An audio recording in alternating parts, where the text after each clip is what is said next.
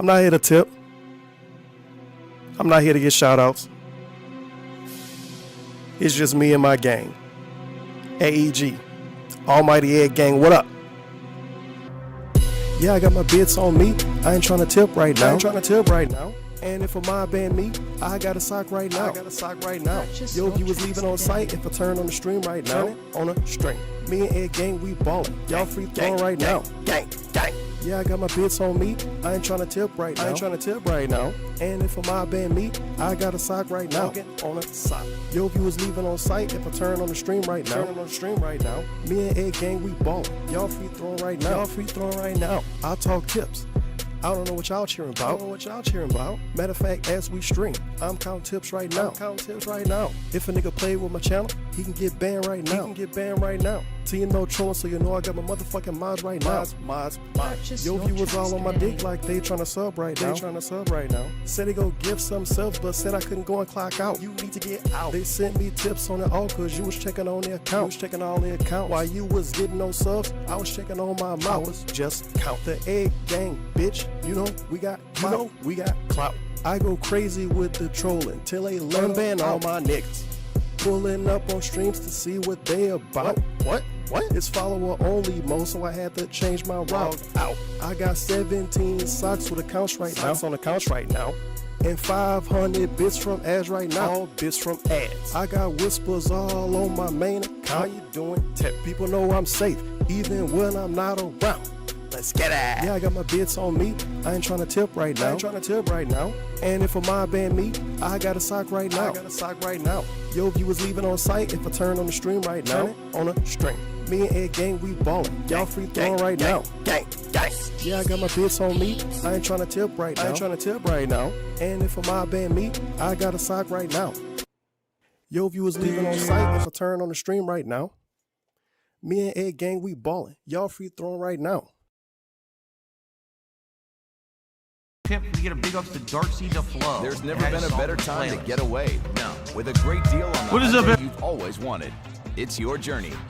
Own every mile at the Hyundai Getaway Sales Event. Everyone, hello, and welcome. Only mic was on. It's been on the whole time, huh? I don't even know. Hello. Turn it up. Turn up my neck phones. Mic check, 1 2 1 2. What's up, Jade? Yo. Good to see you here today. Are you ready for this? Yo. You know what time it is. Yes, Jade. It's time to go. Shout out to all my niggas from Guadalajara, Acapulco. I'm cruising in my blue Corolla. I need that money to pay high rolla. Trapped and made a controller. She's crying downstairs, so I have to console her. Swimsuit model with eating disorder. Spent $200 on her DoorDash order. Yo, just a fucking crook with a fucking crooked jaw. False flagging out channel with my puppy dog. I committed fraud, and I got low teeth. I'm a low teeth god. False flagging, mundane maggot. Phil's fat, Phil's a faggot, Phil's a loser, Phil's a beggar. Arnold, Phil's a nigger. Right? How do you say? Brunel's a nigger, right? Very nice. All right. Let us continue. It's 3 a.m. and I can't sleep. I got 2 big bills coming next week. One more chance to save the best streak. I'm going full mask off. It's not that deep. It's 3 a.m. and I can't sleep. I got 2 big bills coming next week. One more chance left to blow. You ready? 8 time go. 8 time flow. They thought I fell off. No. Like a prime D rose, I be dunking on these hoes. Turn you into T-part, striking a T-pose. So let me tell you now what the story is. They call me DSP. Notorious. I'm cruising and wrenching, fast and furious, with my homie Pastor Eric Miller. He's quite curious. They don't have nearly what it takes to be a man. And since I took their manhood, that's mine now, so I ain't giving it back. My trolls are always watching me, waiting for another disaster stream. They won't even give me a piece of peace or like a whole fucking team locking onto my stream like a detractor beam. I can't get rid of night sober. I'm losing my mind and I'm losing supporters. Detractors are bending me over. Just another knot in this Ludwig world order.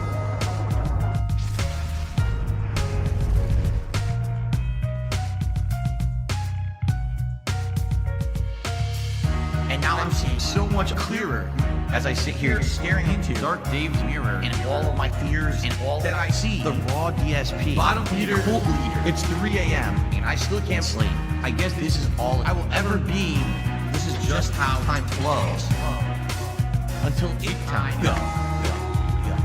It's gonna take years of effort to try to dig myself out of this fucking hole. It really is. And it sucks. I hope that someday I'll get out of it. I don't know if I ever will. I may be living month to month, paycheck to paycheck, begging for fucking tips and shit on stream for the rest of my life. Like, it's been tough. You know, my life has been tough over the last decade. Yeah. You know, my life has been tough over the last decade. Yeah. You know, my life has been tough over the last decade.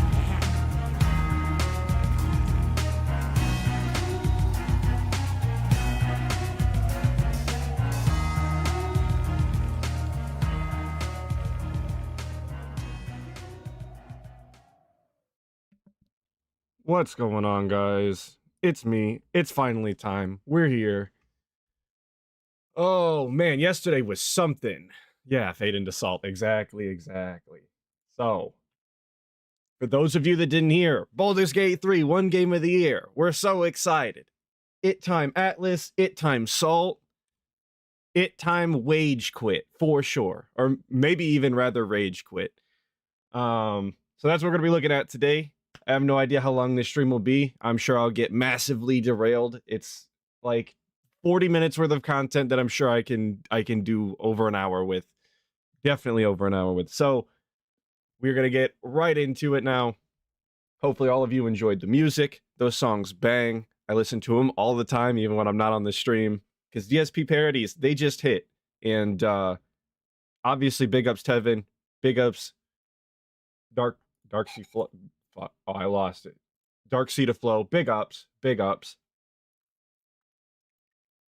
going to start off with this Hate Army video here, just so we can get the, we're going to get the, him saying the other day, a couple months back, we're going to hear him talk about how Baldur's Gate 3 totally isn't going to win, and then we're going to see his reaction afterwards.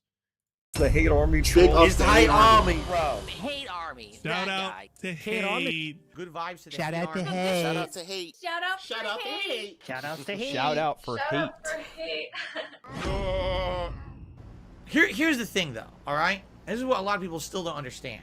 Right now, Baldur's Gate 3 is all the rage. And it's all the rage for good reason. Everyone who's playing it on PC is saying it's one of the best RPGs ever made, yada yada. However, it's a PC-centric RPG. So, when you look at Baldur's Gate 3, you have to judge it in the same vein as games like Divinity, right? Or other similar titles. Baldur's Gate 3 is popular right now. But once Starfield hits, you're likely not going to hear anything about Baldur's Gate ever again. I'm sorry, but that's just the way of things.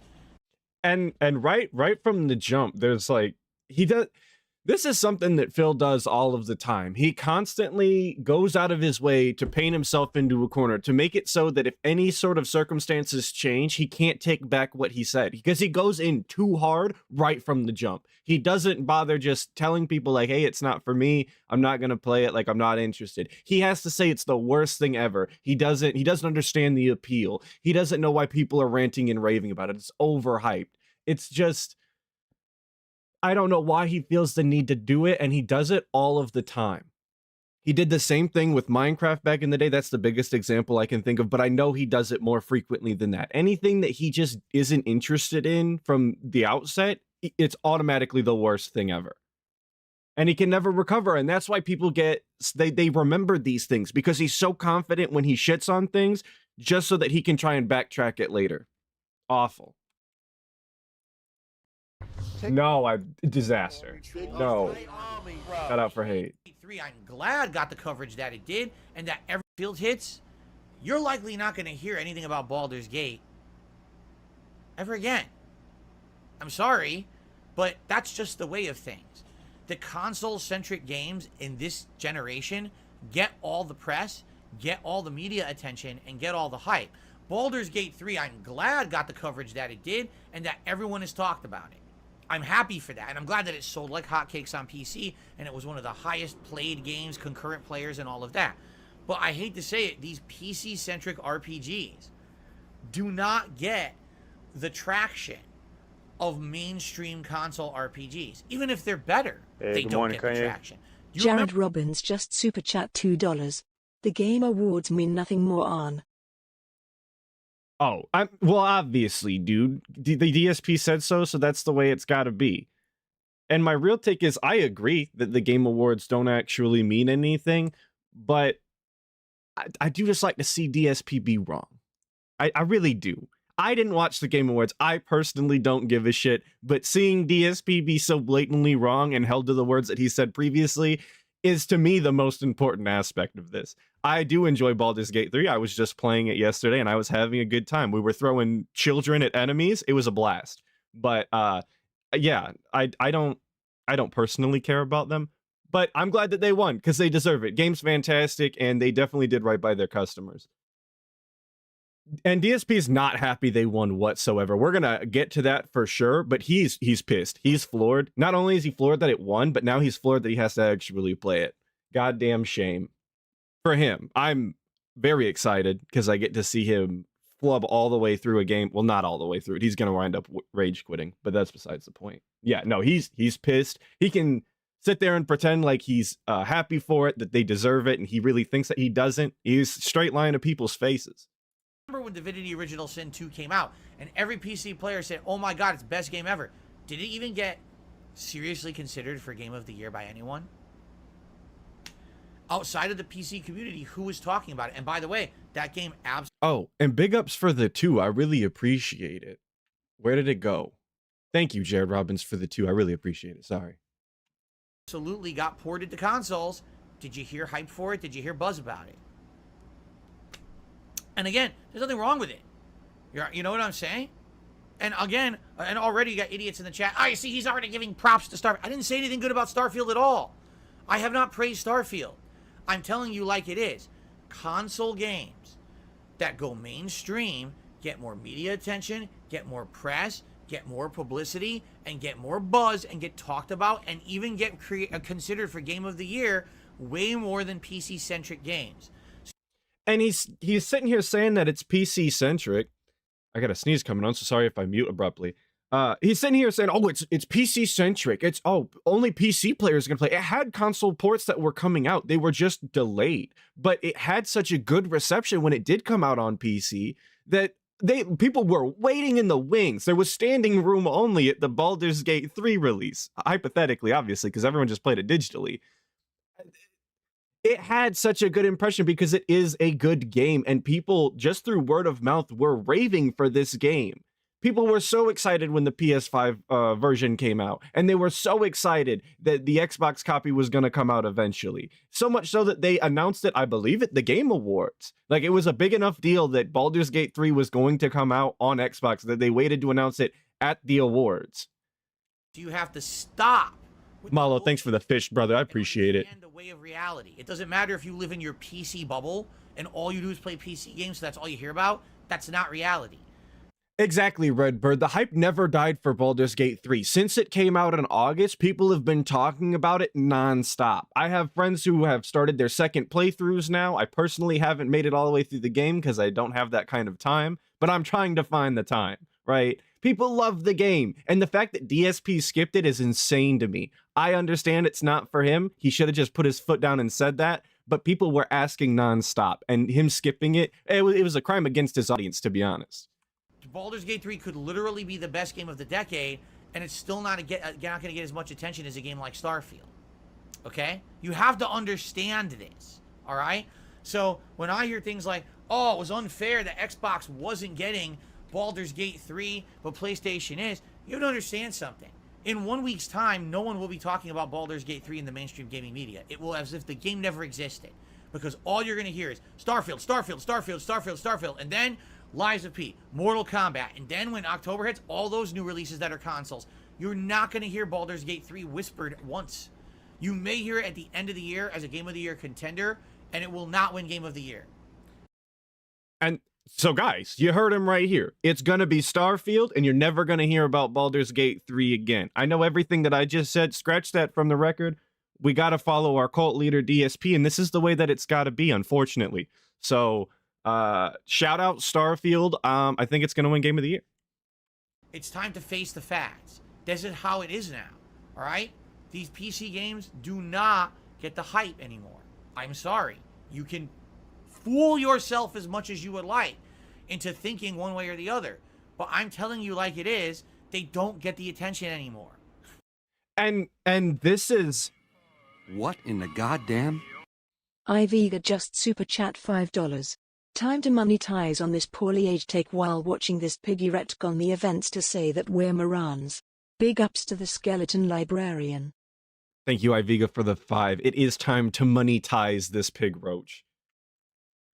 This is the part that doesn't change, because while DSP can say, like, oh, I said this months ago, this was way before Starfield did terribly, and all of the circumstances change, and if you listen to my take more recently, I totally changed my tune. He can say all of that he wants. The problem is, regardless of whether how good Starfield did or didn't do, there were still aspects to when he talked about it the first time that don't change. He never went back on saying, oh, it's a PC-centric game, and PC-centric games don't get the attention that the other mainstream games do. He never went back on saying that. He never gave props to Baldur's Gate 3 having console ports that people were ranting and raving about. I never even heard him say that he was changing his stance on whether or not Baldur's Gate 3 is going to win. He's going to say that later. I'm jumping ahead a little bit, but I've seen this multiple times now. I never heard him say that. That was never readdressed as far as I'm concerned, and I watch every day. If I'm wrong, please let me know. But there's always aspects to DSP shit-talking something that he can't take back, even though he tries to retcon every aspect of it. He forgets something. So while Starfield is not a great game and did not win Game of the Year, regardless of whether or not it was a good game, he still shit on PC games and acted like it couldn't win solely off of that anyway. And that's part of that DSP just shitting on things that he can't backtrack for some reason and painting himself into a corner. It's amazing. That's why in a lot of my videos, I don't even bother going to find clips of him saying, you know, shit back in the day and trying to provide evidence, because even if you don't go and get the evidence, you can listen to what he says and still pick it apart and find out he's an idiot and he's wrong 99% of the time. All you have to do is listen to the guy talk. You don't even need prior evidence. You don't need any sort of history with this guy. You just don't need it, because he proves every single time he opens his mouth he doesn't know what he's talking about. He's just dumb. They just don't. If it were a game that were mainstream across all platforms and getting all the hype and getting all the media attention and getting all that, absolutely. But it's like I said a few months ago. This year, or not a few months ago, a few weeks ago. This year is a weird year. All right, and here's why. Because this year, everyone is playing their specific RPG that they love and claiming it's Game of the Year. This started with Zelda Tears of the Kingdom. Oh my God, Tears of the Kingdom, so much better than Breath of the Wild. It's really... Oh yeah, Andy Young, we'll definitely get there. It's gonna get Game of the Year. And then Diablo 4. Oh my God, Diablo 4. It looks so good. It plays like old school Diablo. It's so good. It's a return to form. Diablo 4 is definitely getting Game of the Year. And then Final Fantasy 16. Oh my God! Final Fantasy 16, finally appealing to the masses. They dumbed it down with an awesome combat engine now that plays like Devil May Cry. The graphics, ooh, the story, ooh. I can't stand this guy sometimes. It's segments like this when I'm watching him live and I'm watching the other detractors that these are the bits that just, they irk you. They get under your skin. Yeah, stroke face. I wish I would have paused just a second earlier when he saw his lips puckered out, but this is fine too. It's segments like this that are so grating. These are the segments that make you hate DSP. It's not him just being wrong, because everyone's allowed to be wrong. You're wrong eventually, right? Given enough time. But yeah, it's the May 1st burst. That's it, isn't it? Anyway, It's these segments that make you hate the guy, because he can't just be wrong. He has to be, like, obnoxiously wrong. He has to gloat in front of you and act like everybody other than him is stupid. It's just, he's a different breed. He's built different. He's a specimen all his own. I've never experienced someone else that could be so obnoxious, and wrong at the same time. Goddamn. Vanguard Nice just super chat $5. I said it before and I say in here, Phil is the gift that keeps on giving. Hell, thanks to both Duty, Rich and Iviga, they gave a reason to do vids. Thank you, Vanguard Denice, for the 5. I really appreciate it. Shout out, I guess, Rich. That's a weird thing to say. And shout out Duty for inspiring you to make vids. Everyone needs some inspiration. So I'm glad they did that for you. DSP does never stop giving, not only content, but gives the lulz for sure. And I want to say real quick, big ups to everybody in chat. I see all of you guys. You're all saying, hey, you're all here. I really appreciate all of you guys showing up this morning. Thank you. Thank you. The adult story, there's swearing and sex and blood and gore. It's like Game of Thrones plus Final Fantasy. It's everything we ever wanted. Final Fantasy 16, the best game ever, game of the year. And then Baldur's Gate 3 came out. Just continuing to prove my point. Obnoxious, terrible. I know people who played Final Fantasy 16 when it came out. This is not what they sounded like at all, actually. I don't know who he's talking to, being that he doesn't actually talk to anybody. I don't know who was reacting like this online that he saw, but he's just got the wrong impression of what people actually act like. He does hate Final Fantasy 16 so much. He mentioned it briefly there. It's got adult themes, which to him is just slight sexual innuendos and theming, and it's got swearing. And I wouldn't even say it's sexual theming. It has a couple of brief points in which sex is like hinted at. He was upset that 2 people were in a bed then you couldn't see their shirts. That was it. That was the whole scene. They were talking in a bed under the covers. He was pissed. He was floored. Oh, it's like Game of Thrones. They're catering to people like horny teenagers or whatever. Like, I don't even know if that's a sin, and DSP's clutching his pearls about it. Like, they might not have even done anything. Bro, come on. Shout out Andy Young for the sub. Appreciate it, brother. I need to change that notification. It's just the default garbage one. Do you understand that none of these games are going to... none of them are a shoo-in for Game of the Year. They can't be. You understand that, right?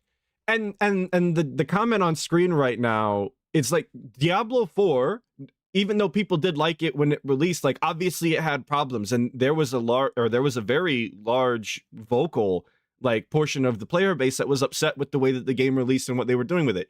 Final Fantasy 16 also had a very large that's a good idea, Iviga. Thank you. Also had a very large portion of players who just weren't interested in it and talked about it online because it didn't stay true to Final Fantasy or whatever. Like DSP was saying, nobody was saying this about Baldur's Gate 3. When Baldur's Gate 3 came out, I did not see people online saying anything of the sort about that game.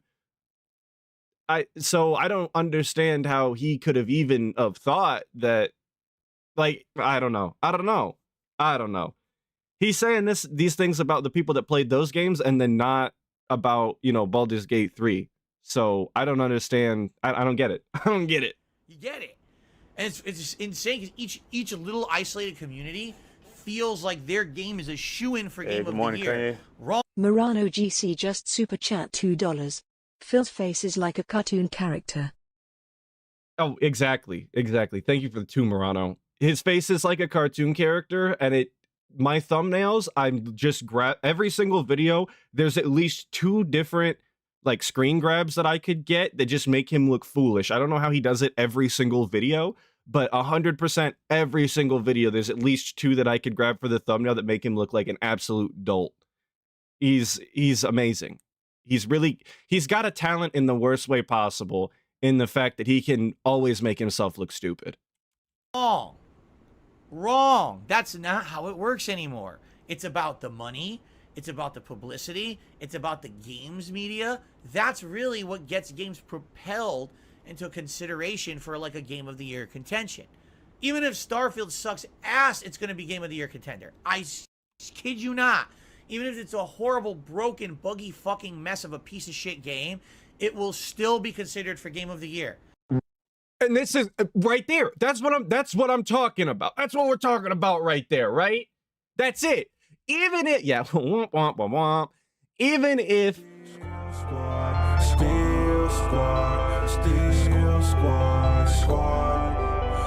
Nathan Coley has joined the gang. Thank you, Nathan Coley, for joining the gang. I really appreciate it. Really appreciate it, brother.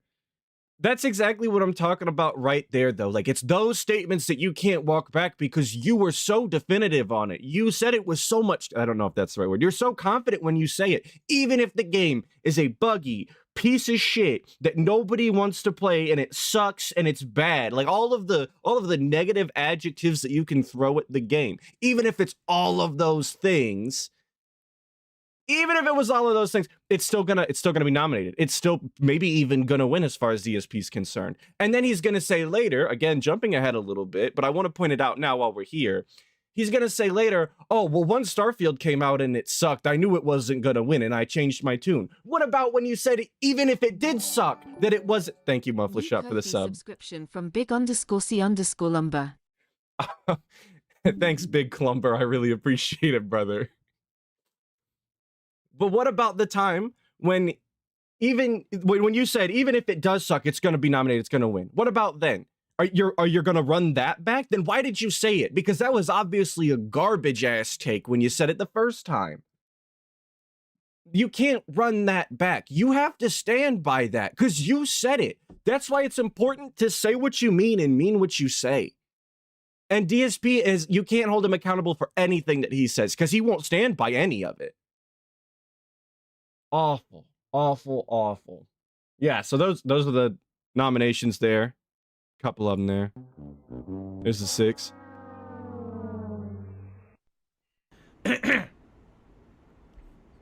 Yeah. But I really, really, really find it hard to believe that Baldur's Gate 3 would ever win a Game of the Year. It's a PC-centric game. And it's like people said, oh, well, it's going to come out on PS5. Oh, but it's coming out on Xbox. No one's going to talk about it. There's other games already coming out that will have all the hype by then. The only way Baldur's Gate 3 was going to get mainstream appeal is if it was all platforms at once in the middle of the summer, then maybe. But it's too late. By the time it comes out on PS5, Xbox, people have moved on and they're playing other games. Baldur's Gate 3 is old news. They're not going to get...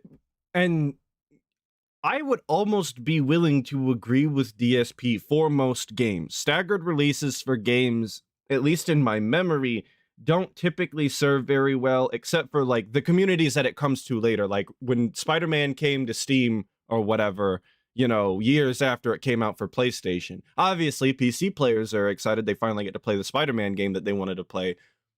That's fine, but it's not gonna, you know, reinvigorate. But like the releases for Baldur's Gate 3 weren't that far apart, right?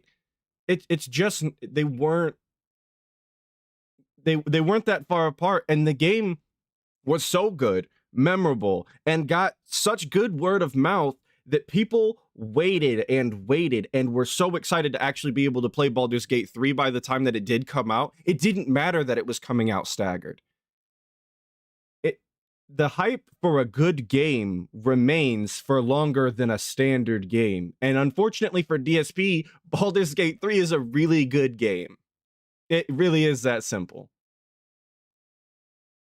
And exactly, Panko, breadcrumbs. Exactly. GTA 6 is going to be another one of those games where it doesn't matter how staggered the release is, whether you know, from when they release it on the current gen consoles and then they do the PC release and then they do the next gen release. It's not going to matter because when you want to play a good game and you hear good things about a good game, I'm going to assume GTA 6 is going to be good for right now because I don't have enough information to go off of.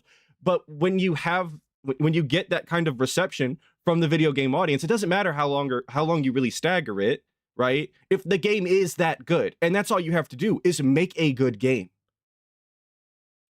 Hype for the game 2-3 months.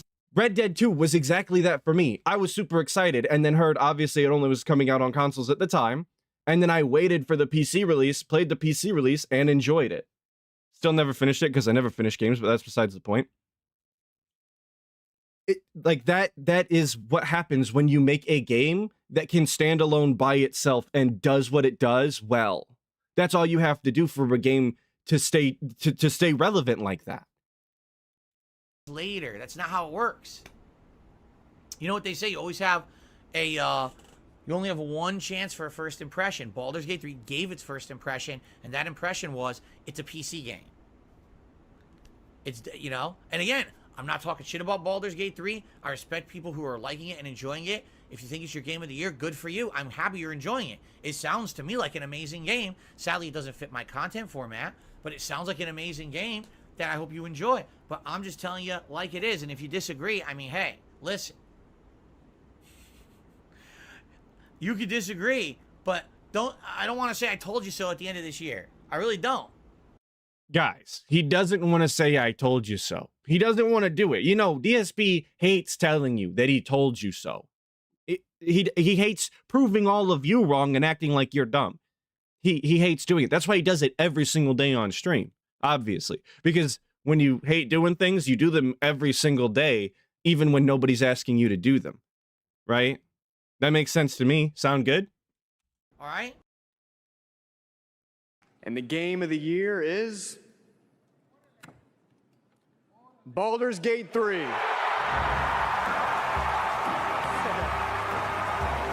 And my boy got the drip. Absolutely out of his mind. Look at my fella here. Look at him. Living his life. He doesn't care about nothing. Nothing. He just won Game of the Year, god damn it. I know Sly was making fun of him yesterday. This old man is geeked. Good for him. I'm so happy that he won and he showed up in the armor. Big ups.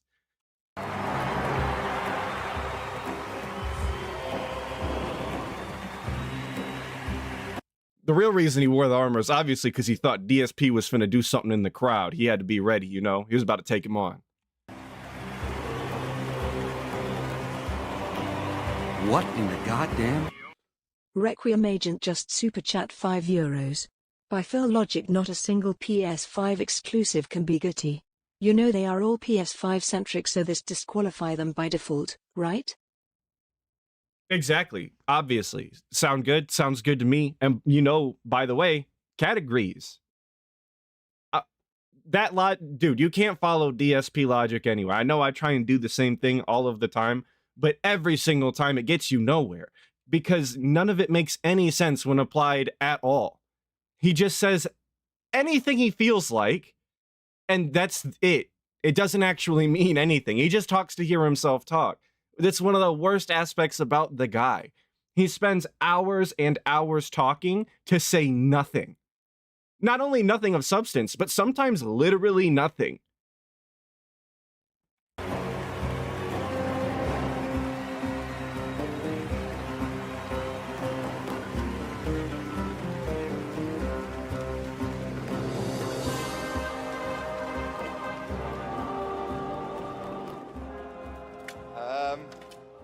I didn't expect it anymore. Thank you. All right, big ups. Larian Studios, Game of the Year, Baldur's Gate 3, big ups. I'm sure we'll get tons of content from it. Yeah, this is the guy, Sheriff Walters. This is him. Carl Brutana Nadaluski just super chat $2. Phil will say everything except I was wrong. 100%, Carl. Thank you for the 2. 100%. DSP will never admit to being wrong. It's not in his vocabulary. It's not something he's ever even going to attempt. It's not important to him. What's important is saying that he's right, which he always is, obviously. So we're going to transfer over to the next video, which is the Snort Hogan clip here. Big ups, Snort Hogan, for the clip. Also, big shout out to Hate. For Hate Army here for the first half of this. Appreciate it, brother. We're gonna go to the Snort Hogan clip now. Well, let me tell you something, brother. Snort, snort, snort. Hogan. Drip, snort, snort. I got the drip. Go. Alrighty, so today is Friday, the 8th of December, 2023. I'm Darkside Phil. I welcome you here to the Level 1 podcast, and today, of course, will be a hefty show. Because today is the Game Awards Decompression Show. Now, as you know, I've told you guys this every single year. The Game Awards are not official. See ya, Armagdud. Appreciate you stopping by. Not represent anything official whatsoever. Just because a game won or lost or ranked but didn't win at the Game Awards.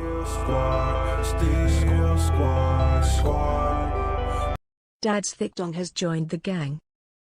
Thanks, Dad's Thick Dong, for joining the gang, brother. I appreciate it. Awards doesn't mean a game is good or bad. They have absolutely no bearing on anything. In fact, the Game Awards are actually voted on majority by journalists, and we all know that games journalists are actually not in line with what most gamers want. Therefore, we actually have absolutely nothing to talk about today. So that is it for the podcast, and I'll see you all tomorrow. Is this a bit funny, you guys? Are you laughing? Laugh. You should be laughing right now. Can I get the clown or laughing emojis in the chat? Every year and no one listens to me, and everyone still judges the Game Awards as if it has some true bearing on the goodness of games, and they actually will rank their games based on what the Game Awards said won or lost. So I end up having to talk about it every year regardless. I really... No, you don't. You don't. You don't have to do this. You don't have to talk about it. Yeah, not funny. Didn't laugh. He doesn't have to talk about it. And he wants to sit here and act like it's everybody else's fault that he does have to talk about it, and it has no bearings on what games are good and what games are bad. Well, I kind of agree to that. In this case, that's not true, because Baldur's Gate 3, if you ask me, is Game of the Year.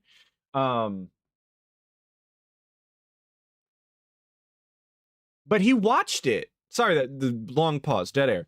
He watched it. He watched the entire thing. I know he's going to say that he skipped parts of it because it wasn't important or whatever, but he watched the entire thing. He cared enough to watch it on his day off or whatever.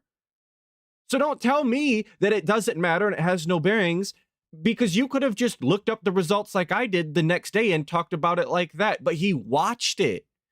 He cared more about it than I did. And I don't have some weird hate relationship with Baldur's Gate 3, which won Game of the Year, by the way. I don't actively hate games. I like games sometimes. DSP hates all games, but he cared more about the awards than I did, despite everything he says. Amazing. I wish that people would not give it as much weight or merit, because quite frankly, I feel like a lot of great games get overlooked and a lot of bad games get overhyped. Because yeah, seemingly odd. Phil is the arbiter of what gamers like. Games journalism, which I completely disagree with. We've all been talking about how in the last 5+ years, there's been a big divide between common opinion of video games and what games journalists are saying about them.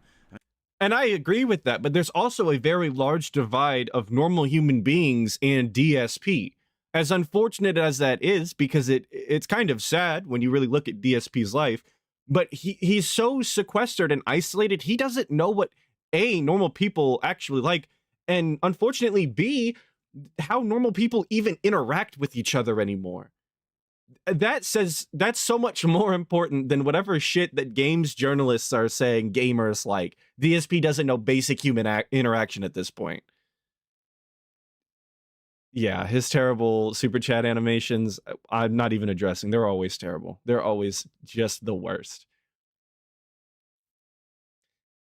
I don't know where DSP gets off thinking that his opinion aligns with the common gamer, because the common gamer does not get games donated to them because they beg for it. The common gamer doesn't spend every single day full-time streaming the games that they want to play. He doesn't know what it's like to be a common gamer anymore. He hasn't for over a decade, 15-year legacy he's been doing this. He's not a normal person. He hasn't been a normal person for a very long time. So I don't know why he thinks that he's in touch with a normal person. And let's be honest, most average gamers probably play more games than game journalists these days. So how could they have a valid opinion more qualified than ours, right? And I of course have to point out that DSP's favorite video game is a mobile Candy Crush gacha game. Like, this is like he thinks that's peak entertainment. That's worth all of his money. Aside from what he spends on gin, that's all of his money. That speaks for itself. It really does. I don't give a shit about DSP's opinion on video games, and it's simply because he spends all of his money on a mobile gacha game. That's before even going into the fact that he makes every single game look far more boring than it actually is. So why would his opinion matter to anybody? He doesn't know how to play games. He doesn't know how to make them interesting. He doesn't have fun with them. So why would you believe DSP when he says that a game isn't good and it's not fun? He doesn't know how to play it. He doesn't look into the mechanics whatsoever. Yeah, he does also spend money on the Street Fighter mobile game. Yeah, for sure. For sure. Bad luck. Exactly what I'm saying. Exactly. He only views games from a streamer perspective and how much money they'll make him. He is far from an average gamer as he can get. 100%. I don't know why he pretends that he's your Joe average gamer, because he's just not. If he wanted to be that, he needs to go get a job. If he wants to keep saying that, go get a job. That's what you have to do. You have to go make your own money, I guess. Sorry. Anyway, we're not here to discuss that. We're here to discuss the elephant in the room. Because, ladies and gentlemen, if you can believe it, the biggest surprise shocker ever just happened at the Game Awards 2023. Are you ready for this? This is what everyone wants me to talk about. This is the burning topic that must be addressed right now before we get to anything else. Game of the Year was not given to Starfield. And that is an absolute atrocity. We all... Yeah, this is so effing cringe. I agree. I think it's very important to note a lot of things, a lot of the ways that DSP talks and a lot of the things that he says. And one of the things that I want to note right now is that before talking about what actually won Game of the Year, before actually addressing Baldur's Gate 3, a game that people have been asking for him to play since August when it came out, and he said, oh, I don't have a PC that can run it, even though, from what I'm told, his mini PC could run it on medium settings, which is really all he needs to play it at anyway. I don't think anyone would actually care as long as he's playing the game. But before talking about Baldur's Gate 3 winning, before talking about whether or not he's going to play it, before talking about that somebody donated it, because yes, somebody donated it, he has to talk about the trolls talking about Starfield. He has to talk about how Starfield didn't win. He wants to talk about that first. That's far more important, obviously. all know that Starfield was definitively, without a doubt, without any kind of criticism or commentary possible, it was the indisputable best game of 2023, hands down. How could anyone possibly say something differently? And the fact that it didn't win Game of the Year just proves that it was complete sham. This is just a bunch of people who are trying to push agendas. It's absolutely ridiculous, right? We all know there's an Xbox tax out there. No matter what, if a game's exclusive to Xbox and not on PlayStation, it'll never win at the Game Awards, and that's just a bunch of baloney.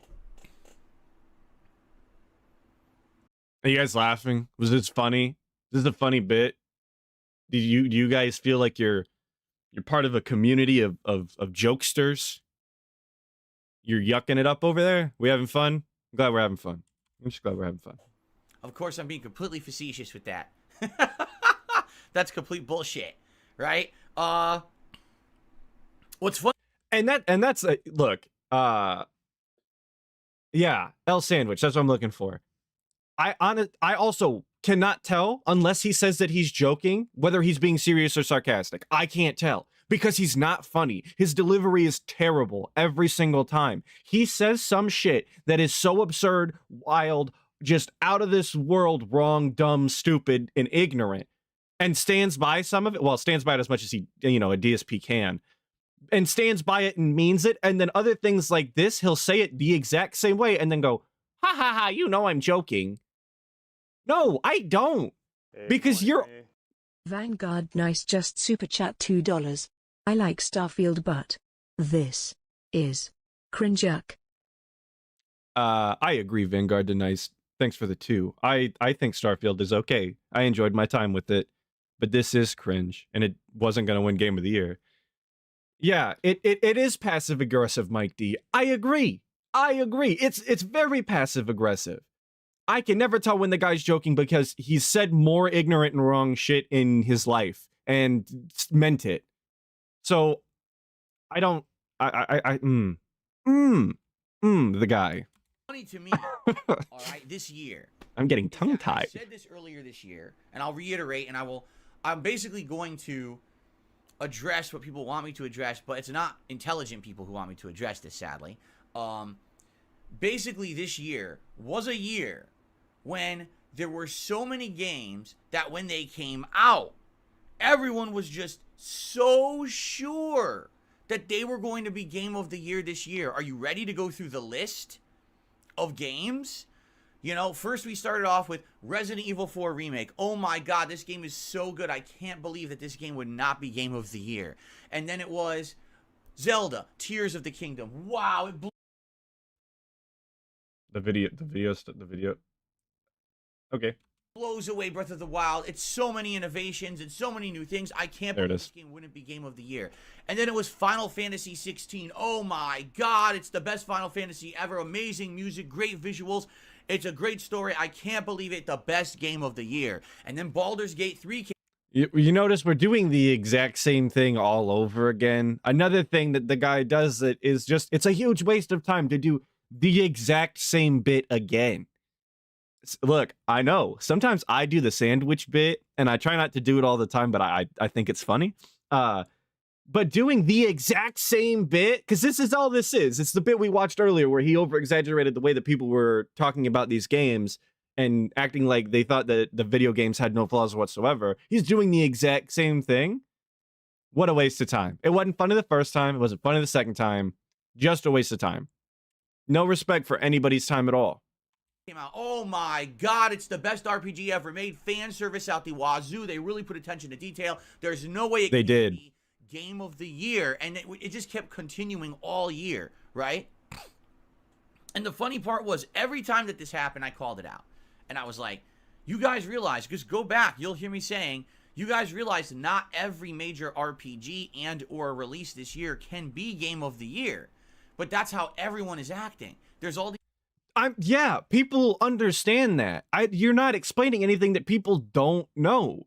Obviously, there can only be one Game of the Year. That's how the award works. Only one person can win the tournament. Obviously. It goes without saying. Therefore, you should not say it. Man, this guy, of course they understood that not every game could win Game of the Year, but they were so impressed with the game that they played that they thought that that was gonna be the one. And obviously they have skewed opinions because they like one game over another, you know? But you don't have to tell anybody that only one game's gonna win. Dude, seriously? How dumb do you think your audience is? And maybe not your... Yo, who is disliking the Snort Hogan video? I just seen that. If I wasn't on a private account, I probably... Man, I didn't like it. I meant to. I commented on it. Anyway, who is he talking to? I'm never sure. You'd always think that he was talking to some, like, geriatric patient who doesn't understand what the Game Awards are. You would think he was talking to a literal child. That's who he thinks he's talking to. These different pocketed fan groups who are all acting like no matter what, their game is going to get Game of the Year. And at that point, when all this was happening, because I specifically remember there was a particular podcast where I addressed it, I said, you have to understand something. There's absolutely no way all these games can win Game of the Year. In fact, I would bet a lot of these wouldn't even get nominated. Now, in that regard, I guess I was wrong, because if you actually look at the games that got Game of the Year nominations... Oh, yeah, you were definitely wrong. Definitely wrong. Obviously. Come on, man. You again, goes without saying anybody could have watched the Game Awards. But at least he's willing to say that he's wrong, that it didn't win, because he can't deny that. It won. Also, I want to say this, I did like the video. For some reason, the likes on this window aren't showing up. It's got 298 likes, so I don't know why it says 0. But I want to point out, I did like it. I went to go check. But yes, so this is DSP admitting he's wrong. I'm going to run it back, because we don't get this very often. Now, in that regard, I guess I was wrong. Game of the Year. In fact, I would bet a lot of these wouldn't even get nominated. Now, in that regard, I guess I was wrong. There we have it. DSP was wrong. I guess I was wrong. He can't even take being wrong with a little bit of humility and humble himself a little bit. Just can't do it. I guess I was wrong. Obviously, you were wrong. There's no guessing about it, you dipshit. That's it. Dumb. Stupid. Dumb. If you actually look at the games that got Game of the Year nominations, it's pretty much every game that had a major fan base, except for a couple, which we'll talk about in a second. Okay? Yes, it's the games that people were talking about because, yeah, partially because they have fan bases. And they were They partially, they have fan bases because they're games that people enjoy. How don't you get that? What are you missing out of that? It's not complicated. People talk about things that they enjoy, and they enjoy things typically because it's something that they like. So, when we got to that point, I basically made a statement, and I was like, listen, you guys got to understand something. At that point, Baldur's Gate 3 was only on PC. There actually hadn't even been an announcement of when it was coming to console yet. And everyone on PC... And I don't know if that's 100% true. Someone please fact check that if you would. But I want to say I bought Baldur's Gate 3 just a couple days after it came out because I heard very good things about it, and I don't pre-order games. I'm pretty sure it was always stated that they were going to have a console release. I don't think the dates were ironed out yet. That's what I recall. But I want to say it was always announced that it was coming to consoles.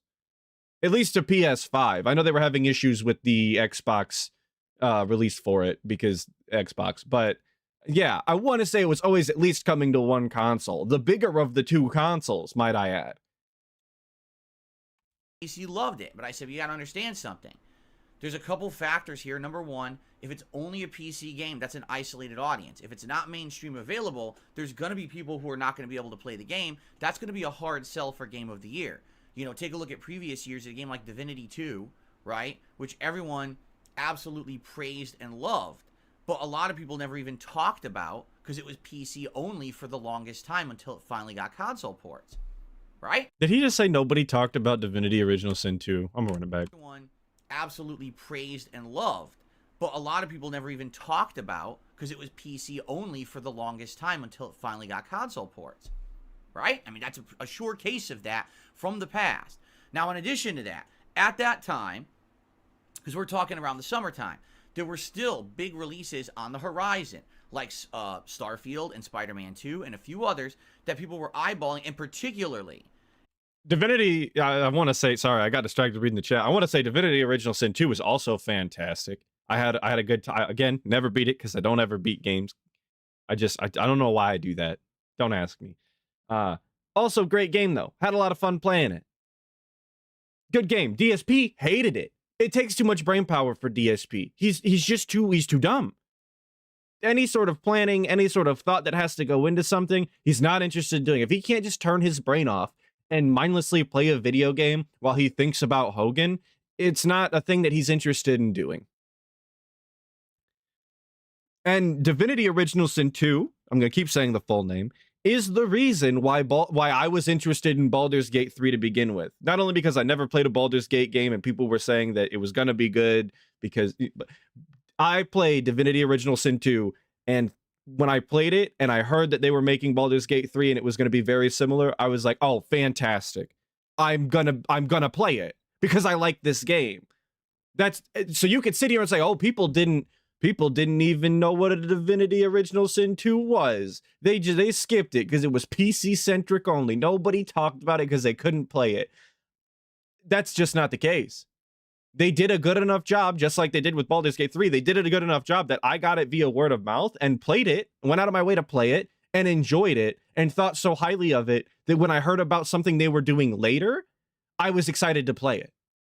It's almost like if you do a good job, people remember. it was actually Starfield that we were eyeballing at that time.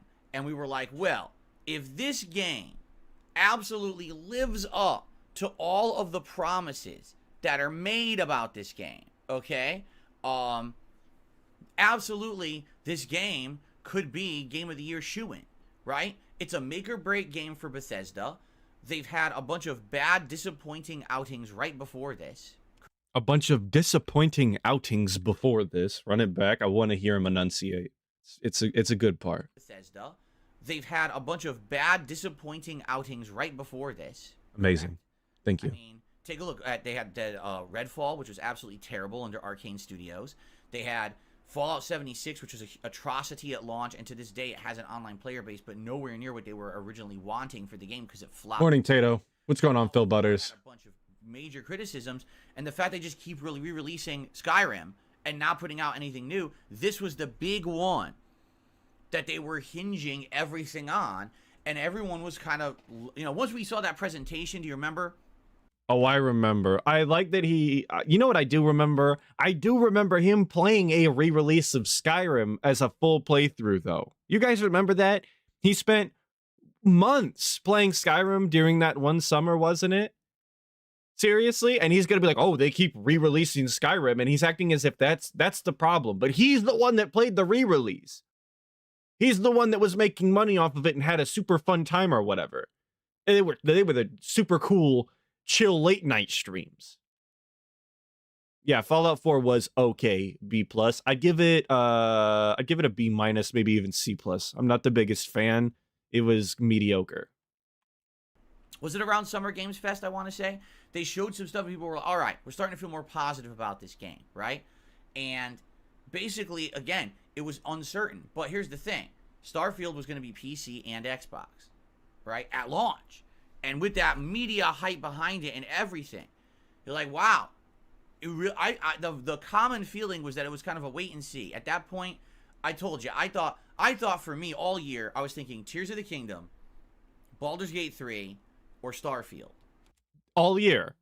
All year. What up, Lewis Martins? What's going on, man? Did you say all year?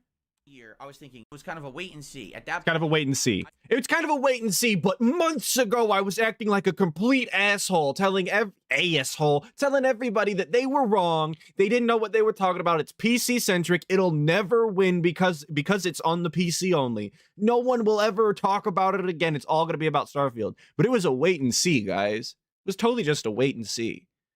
Come on now. Come on. I told you, I thought for me all year, I was thinking. I told you, I thought all year. Three things all back to. I told you, I thought all year. Baldur's Gate 3, Tears of the Kingdom, Starfield. We all just watched the clip. We all just watched it. That's not the case. It's just not. Why does he lie when the evidence is on his own channel? When he knows that people are documenting everything he says all of the time. Dude, you have to keep it straight. You have to keep, or you have to stop spitting this web of lies all of the time. You're under too much scrutiny. People are analyzing what you say. And if you keep lying like this, it only gets worse for you. I'm seeing it in chat a bunch. New Vegas is goated. I have to say it. Of course New Vegas is goated. I have a New Vegas tattoo. I love it so much. Big ups. Tears of the Kingdom. Unrelated, but big ups. At that point, that was my thoughts. Those are going to be the big three that'll likely be contention for Game of the Year. But knowing how journalists lean towards Nintendo, because I never thought that Breath of the Wild would have won, and it did, okay? And knowing... Why wouldn't he think that Breath of the Wild would have won? People loved that game. It was like, it was a new genre for Zelda, the open world exploration style. And it was like it was like the biggest game on the Switch. People loved it. People ranted and raved for Breath of the Wild. Like when I looked into getting a Switch, people told me you have to get Breath of the Wild. I didn't because I'm not the biggest Zelda fan. But I know people love Breath of the Wild. How is he still upset that it won? Why does he hate this game so much? What happened with Breath of the Wild? I know what happened with Tears of the Kingdom. What happened with Breath of the Wild that made him so salty? Big ups, Tay. Thanks for stopping by. How journalists go with height. Yeah, Sheriff Walters, he really did hate Tears of the Kingdom. I sat through a lot of those streams, unfortunately. He was miserable. He had a bad time. He called all of the side content like fluff. Because Lord knows DSP can't be bothered to play side content, guys. Come on. You think he's got infinite time as a professional video game streamer who plays video games for 100 hours a day or whatever he claims? You guys, come on. He doesn't have the time. He's busy. I don't know what he's busy doing. Wasting my time and like just everybody's time all the time. And if Starfield was good, then he probably would have leaned right towards that. You know what I'm saying? I thought for sure those would have gotten favor. Okay? But here's what happened. Let's be honest. Starfield's not very good, right? It is okay. It is mid. I don't play Bethesda games without mods. So all of the complaints that can be fixed with mods, I did fix with mods. That's definitely going to skew my opinion on the game, and I understand that. I'll never play a Bethesda game without mods, though. You can't make me. I just won't. I won't install it unless I can. It'd be like that, and that's why I haven't finished the game again, because they didn't release the GEC with the game. And if you're not going to release the GEC, the mods are going to be mid as well. A mid game, mid mods. I have limited time. I'm not going to finish it until I can get better mods. So until it comes out, I probably won't finish it. Starfield is a huge disappointment. I mean, I talked about it in the credits of the playthrough. I gave you my review of it. It's just incredibly underwhelming. Doesn't live up to any of the promises. Actually looks like more like a joke than anything else. Looks like a photocopy of previous games they've made. And how when you make a copy of a copy of a copy, it starts to lose its focus, its sharpness. It looks more blurry and fuzzy and shitty. And that's exactly what Starfield looks like. When you made the Oh, it kind of looks like your webcam all of the time. It looks blurry and fuzzy and shitty. Okay, so you're very familiar. You're close to the source material then? I'm glad you're at least speaking, from some sort of, qualified situation. the same game 10 times, the 10th iteration isn't as good as the first 3. Everyone wants to go back and play the 3 classics. I don't want to play the 10th clone. And that's exactly what Starfield feels like. It lost its unique identity along the way of being an awesome Bethesda RPG and just feels like, oh, paint by numbers. And that's bad. Yeah, it's definitely not great, obviously. Skyrim's really the peak, if you ask me. Not as far as good games go, but a game that has the best mod potential, right? That's besides the point. We're not getting on my hot takes. Starfield is mid. It's just mid. The hate that DSP gives it is not, I don't think it's justified just because he didn't want to do the side content. Just because he wasn't interested in several of the game's more in-depth mechanics. I'm not going to sit here and say they're the best mechanics in the world. I'm not going to say that the story was fantastic, even though I didn't finish it yet. Don't yell at me. I think it's okay. I think it's mid. But DSP absolutely hating on it because he hates playing video games. It's not justifiable. It doesn't make any sense. And he does this all the time. Same thing with Tears of the Kingdom, because he doesn't want to play the game, because he's not interested in the mechanics, because he doesn't like side content. It's a worse game for it because he refuses to interact with the majority of the game. He's got no one to blame but himself for that. He's the only person I've ever heard be upset that more and more games are having more and more content in them. He's upset that more and more games are having more in-depth mechanics that you actually have to learn and interact with and understand, because he's not interested in understanding anything. He doesn't actually want to learn how to play the game. There's a reason that I think that's one of the reasons that he doesn't play PC games, because there's a lot of PC games that people would ask him to play and check out that he would not even be bothered in learning. Could you imagine this guy trying to play Project Zomboid or something like that? He'd be baffled. He wouldn't understand a single mechanic, die 100 times, and then rage quit. Stream 1. It's never going to happen. The guy's not interested in actually playing video games. So, because of that, all right, that completely changed the landscape of what possibly would have been considered Game of the Year. Honestly, I was shocked when Alan Wake 2 got nominated for Game of the Year. Personally, I loved Alan Wake 2.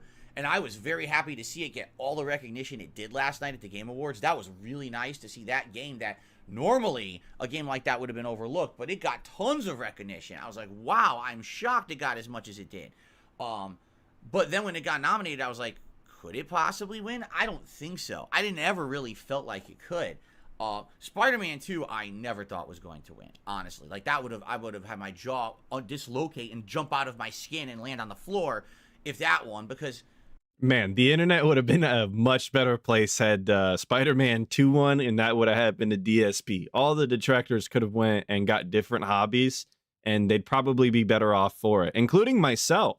Could have went and done something else. But instead, we had to sit here and laugh at the guy, which is cool and all. I'm definitely not upset. But as far as general productivity would go, probably be more productive doing something else. Well, we got to be honest here. Journalists just aren't about the superhero games. They're just not, you know. But once essentially. And Requiem Agent, I wouldn't pay money. I guess I wouldn't give the pig money, but I would be so excited to see him play RimWorld in the same kind of way that I would love to see him play any in-depth game, RimWorld or Kenshi or like I said, Project Zomboid. Obviously Baldur's Gate 3 I'm excited for. He's gonna flub his way through it, get handheld, not understand anything, and then be angry and yell at his chat, hopefully. So I would love all of it. He's the only guy I know who can accomplish that task specifically. Starfield sucked and was not even nominated for Game of the Year. Yeah, I think that the top 2 games that it was between was Tears of the Kingdom and Baldur's Gate 3. And I said as much. But the funny part is, people out there who are morons like to... Yo, yeah, Dwarf Fortress? Bro, come on. Come on. Eternal, that nothing ever changes. If you take my quote from many months ago that said, Baldur's Gate 3 is not going to win Game... Sorry, let me run this back. I was yelling about Dwarf Fortress. Shout out Dwarf Fortress. As much. But the funny part is, people out there who are morons like to... This is the funny part. The people out there that are morons. So be ready to laugh. This is going to be the best part. You're going to be like rafflecoptering. You're going to be crying on the floor. It's going to be the best. So be prepared. Prepare your spleen for all the pain. To take one moment in time and act like that moment in time is eternal, that nothing ever changes. If you take my quote from many months ago that said Baldur's Gate 3 is not going to win Game of the Year because it's PC centric, and right now with everything else going on, those other games, like I even said, Starfield is a shoo-in for Game of the Year if it's as good as people are saying it's going to be. And what happened? When did he say that? Nobody, like, I've never seen this clip. And again, I watch DSP every single day he's live. I watch it live. I watch it raw. I don't, like, I try, at this point, as much as I love to watch, you know, the restreamers that add their commentary, people like Iviga and Meerkat and Brand Dude, I try to watch the raw, uncut, not from DSP stream, not going to name the restreamer, even though I absolutely love the restreamer, but I know DSP be on his hate wave sometimes. Watch a raw restream of DSP. I've never heard him say that Baldur's Gate 3 was going to be it, that it had, you know, if it's as good as people say it's going to be. Never happened. Well, Baldur's Gate 3 released for console. People absolutely loved it on console, and it got more mainstream attention than it had before. Starfield came out and flopped. No one likes it. Only a very hardcore fan base of Bethesda and Xbox players are all over it. Everyone else is like, wow, what a disappointment. Didn't even get nominated for Game of the Year. So basically, exactly. And who is saying that specifically? Wow, what a disappointment. It didn't even get nominated for Game of the Year. Who is saying those two things back to back? Why are they conflating those two things? Maybe he's saying, you know, they're saying them separately, like, what a disappointment, period. And kind of related, unrelated, it didn't even get nominated for Game of the Year. That's how much of a disappointment it is. Maybe that's what he's saying, right? But with DSP, I'm never sure. I don't get it. Because he says dumb things nonstop, combines his sentences, slurs his words, uses the wrong words, and like I said, just says the dumbest shit. I'm never quite sure with the guy. The qualifying situation that I considered to happen, and now Baldur's Gate 3 is kind of the like I said, it was either between Baldur's Gate 3 or Zelda. I really was worried because you guys know me, I didn't love Zelda that much. Obviously, because he's uncreative and refused to engage with the mechanics. He didn't have time to build a machine or whatever, dude. He has to play other games like WWE Champions. He has to spend time with his family. He can't be sitting around going through optional dungeons to get more hearts and make some sort of nifty contraption that people might find interesting and fun. He can't do that, dude. No time.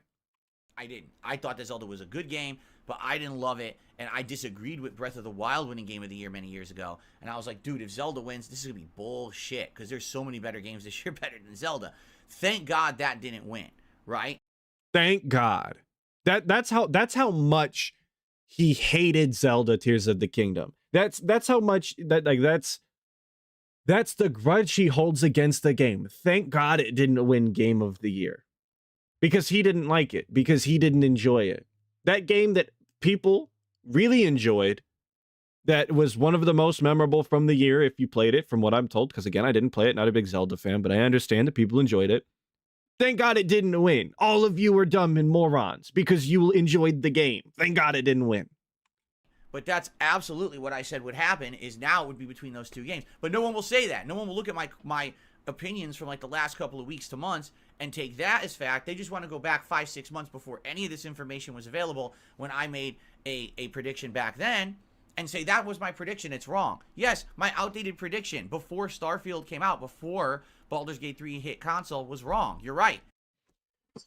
Dude! Yeah! Because you were so confident and you didn't give yourself any wiggle room in the statements that you used. That's your problem. You did it to yourself. If you didn't speak so confidently and you weren't so sure of yourself when you said them, you would be able to backtrack on shit you said. You said it would never win because it was only on PC, even though it had already been announced that it was coming to console. You said it wasn't going to get the mainstream attention, and it did. You said that even if Starfield sucked and it was a buggy, bug-riddled piece of shit that nobody wanted to play, it was almost a shoo-in to get nominated and even win Game of the Year. And that just wasn't the case. How can you be upset that people are holding you to the shit that you said? Just stop speaking so confidently on these things. Don't paint yourself into these corners. Just say that you don't like shit and move on. Say that shit isn't for you. It's not complicated. Why can't you just talk about things and say you don't like them without absolutely shitting all over them and implying that everybody else is stupid because of it? And I know I'm yelling. We're getting a little animated. I apologize. But this guy, like this segment, that he did yesterday is so regarded, dude. And it's just like the fourth time I've heard it. And every time I hear it, I just more and more is grating. Once more data was given, I changed my prediction. But why don't you talk about that? Because you're a bunch of fucking morons. And yeah, we're a bunch of morons, obviously, because I listened to the words that you said, because I'm remembering the things that you said. I'm a moron because I didn't drink away and memory hole all of my memories from 3 to 6 months ago. I'm a moron. Come on. Obviously. And I seen, who was that? Somebody asked me what game was he hoping to what game was he hoping for to win? LOL. I believe he really wanted Alan Wake 2 to win, even though he didn't think it would win. That was like his favorite game of the year or whatever. The walking sim that was Alan Wake 2 every time I tuned into a stream. And that's all I know about the game. The story seemed interesting enough to me, you know, when I first started seeing things about it, and then I tuned into his streams and it was, oh yeah, Lies of P. I forgot. But it seemed like a walking sim. It was that, Lies of P, and Street Fighter 6 were probably his favorite 3 games of the year, and he wanted obviously one of those to win. So that was never going to happen. all you want to do is talk about Phil was wrong, Phil was wrong. Nobody cares. You're a bunch of losers. Onward. Okay? So we're a bunch of losers, guys. That's it. That's the end of that's it. End of the sentence, end of the statement. That's all that matters. A bunch of losers because we remember what the guy said. It's almost like if he doesn't want us to do that, he should shut the hell up. Oh. Here's the deal. Today we're going to talk about the Game Awards a lot. All right? What I'm going to do is briefly go through my schedule, but then we're going to talk about the Game Awards, and what we're going to do is we're going to approach this in an open format where you guys are going to be able to ask me questions. I'm just going to say, hey, what do you guys want to talk about? Ask me a question live on stream about the Game Awards, and I'll answer it. What, you know, ask me about a certain game or a certain announcement, and I'll talk about it. But you say, well, why aren't you going to do an in-depth recap? Because the Game Awards were 3.5 hours long, and that's too fucking long. That's longer than E3. That's longer than any press conference ever. The Game Awards are way too drawn out, and sadly, get super boring. The last hour of the game. But you don't have to watch the entire thing, DSP. They're asking you for an in-depth recap. You could have made notes when you watched it. You could have recorded the footage, chopped it up for your audience so that you could react to it and just, or maybe even just show screenshots of things, right? That's all you had to do. Make a folder, get some screenshots from the Game Awards while you're watching it, and then be like, hey, this is the, this is the part I seen. That's all he had to do. It is, you know, it is a little time consuming. I'm not going to lie. I didn't even bother watching them. So that says how much I cared. But if DSP was going to watch it on, or was going to talk about it on his stream, he could have went out of his way to provide something, literally anything, to his audience. But he can't be bothered because that's too much like work. And DSP can't be bothered to actually put any effort into this at all. He just wants the free money. I know, Fernando Martinez, DSP do work. Come on, bro. That's what I'm saying. I get it. I get it. Game Awards, it's hard to stay awake. It's just not entertaining anymore. It gets really too just stupid. And quite frankly, if you want my overall opinion on the Game Awards, I'll just tell you right now, they were incredibly underwhelming. There were far too few interesting announcements. There were too many indie games no one's going to fucking care about by seeing a little snippet about it at the Game Awards. It was a complete waste of everyone's time. They should have focused on big blockbuster announcements and games winning awards, and that was it. And then the show would have been 90 minutes. But instead, it was 3.5 hours, 2 hours of which were complete bloat, and it makes the show boring. And I don't, like I said, didn't actually watch it. Don't actually know if that's the case. But DSP calling anything bloat or fluff at this point, I'm very skeptical on. Because like I said, side quests and side content in video games to DSP is bloat. So, I just very skeptical. I don't take his word for anything. It's basically, now it's the Oscars. And the Oscars suck too. So why emulate a show that everyone collectively agrees is not good? I don't know what Jeff is thinking. Like, the show should be much better than it is. And there were a few really awesome announcements. Like, probably the thing that resonates in my head was OD. The new game from Hideo Kojima looks like it's some kind of a hybrid horror movie game. Interesting, something unique. That stands out to me as something awesome, right? So if they had like 5 big announcements like that and then all the Game Awards, the show would have been great. But instead they have insane amounts of bloat and nonsense crammed in that makes it boring. I didn't like it overall. You know, here... And the general vagueness, because that's the second time that he's just called it bloat and then said it's nonsense. Like, the general vagueness, again, makes me very skeptical as to what he's talking about. The fact that he doesn't give any details when he, like, repeatedly gives way too much detail on a bunch of shit that doesn't matter. Him being this vague in general, it doesn't cast what he's saying as entirely accurate to me. And he can say like, oh, it's like, you know, the Grammys, or not the Grammys. He said the other one, the movie one, Golden Globes. I don't know. I missed it. It doesn't matter. It's like, you know, these other award shows. For how long has the games industry been trying to be seen in a similar light to both music and video games, or and movies, as far as the general public is concerned? For years, yeah, Oscars, thank you. For years, the games industry has wanted to be seen in a similar light as far as prestige goes. They want to be up there. That's why they would do an award show that would be on par with what those other industries are doing.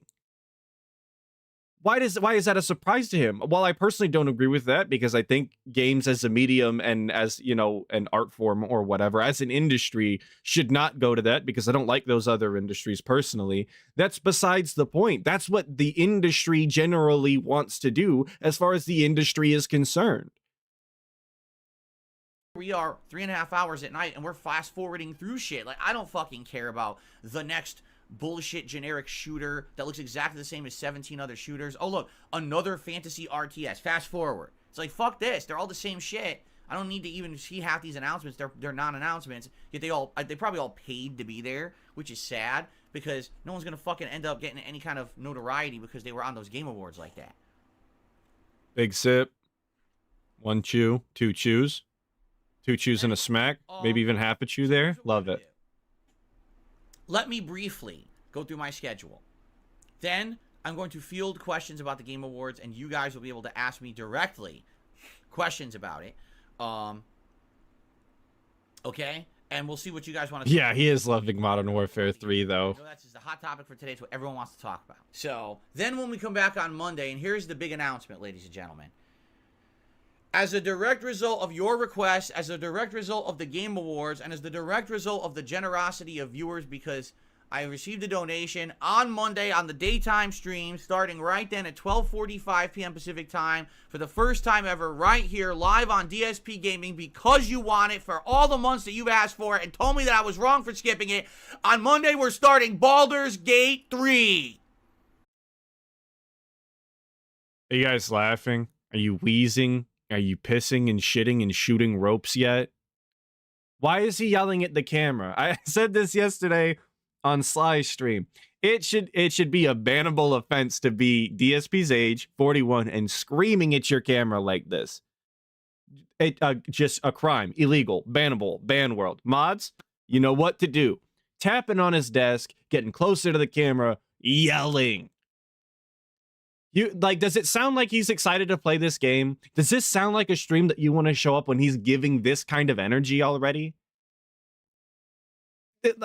Why is he already upset that he has to play the game? If he's going to be this upset already, and I know why he's upset, but if he's going to be this upset about it already, just don't do it, dude. Just don't. It's your stream. I always say DSP should play the games that his viewers want to see because that's what's going to make him money and that's all he cares about, right? But that being said, shout out. If you don't want to play the game, it's not your style of game, you're not going to enjoy it. If you just communicate that with your audience and say up front, I don't want to play that game because I'm not interested, it's just not going to be a good time for anybody, that's fine. You can do that. Go ahead. If people asked me, not that I play games, but if someone was like, hey, are you going to play the new Dragon Ball game? Because I seen that was announced. I saw a part of the trailer. I'd just tell you, no, I don't watch Dragon Ball. I'm not really interested in Dragon Ball. It's not for me. Sorry. You're going to have to go watch somebody else. That's the end of the story. I don't know why it's so difficult for DSP, but I guess go off, King.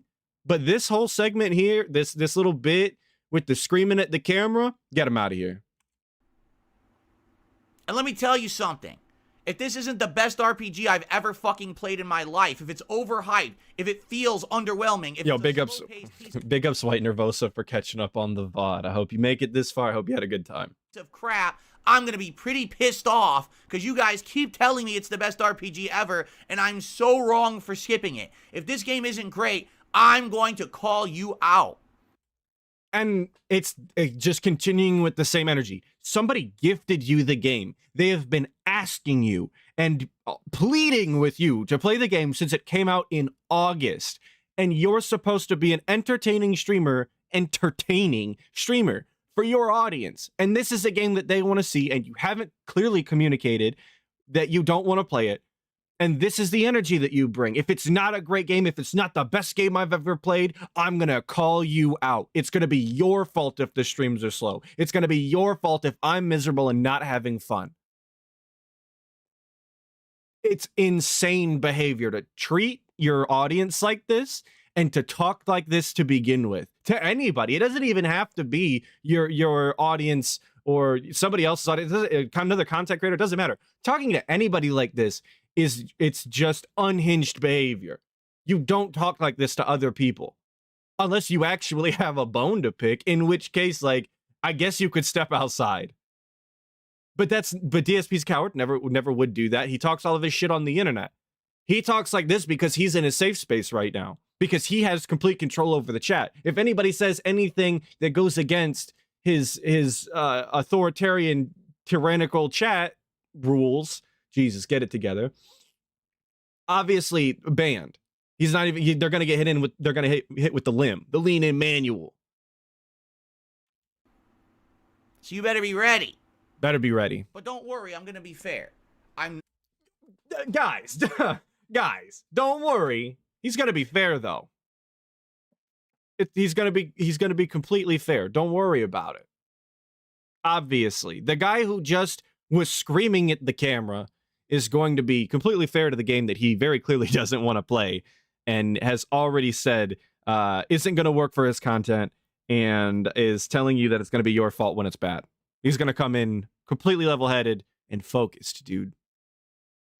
Not going to unfairly judge this game. I'm not. I'm going to be fair, and I'm going to be calm, and I'm going to judge it for itself fairly as we play it. But my God, you guys have ridiculously overhyped this game. He's going to be fair. He doesn't have any preconceived notions or anything, but you guys overhyped the game. He doesn't know anything about the game. He hasn't been spoiled. He doesn't look at gameplay. You guys overhyped it. I agree, Rockman, Raiden. It's Tevin's fault, obviously.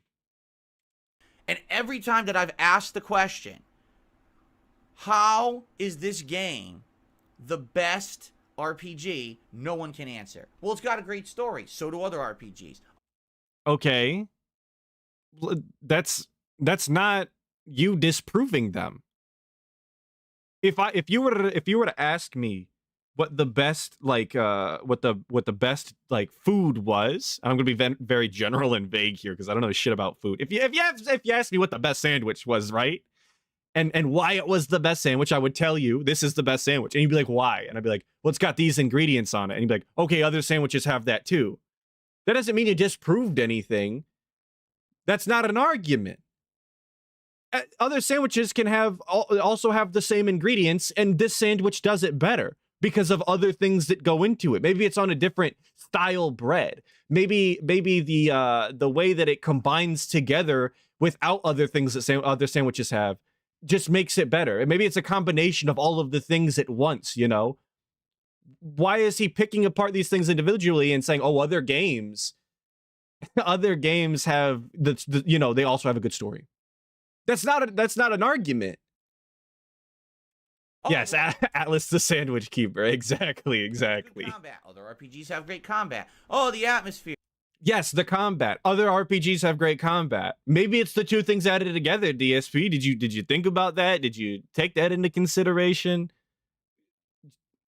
Yeah. Oh, well, the devs listen to the fans. Other devs have listened to fans.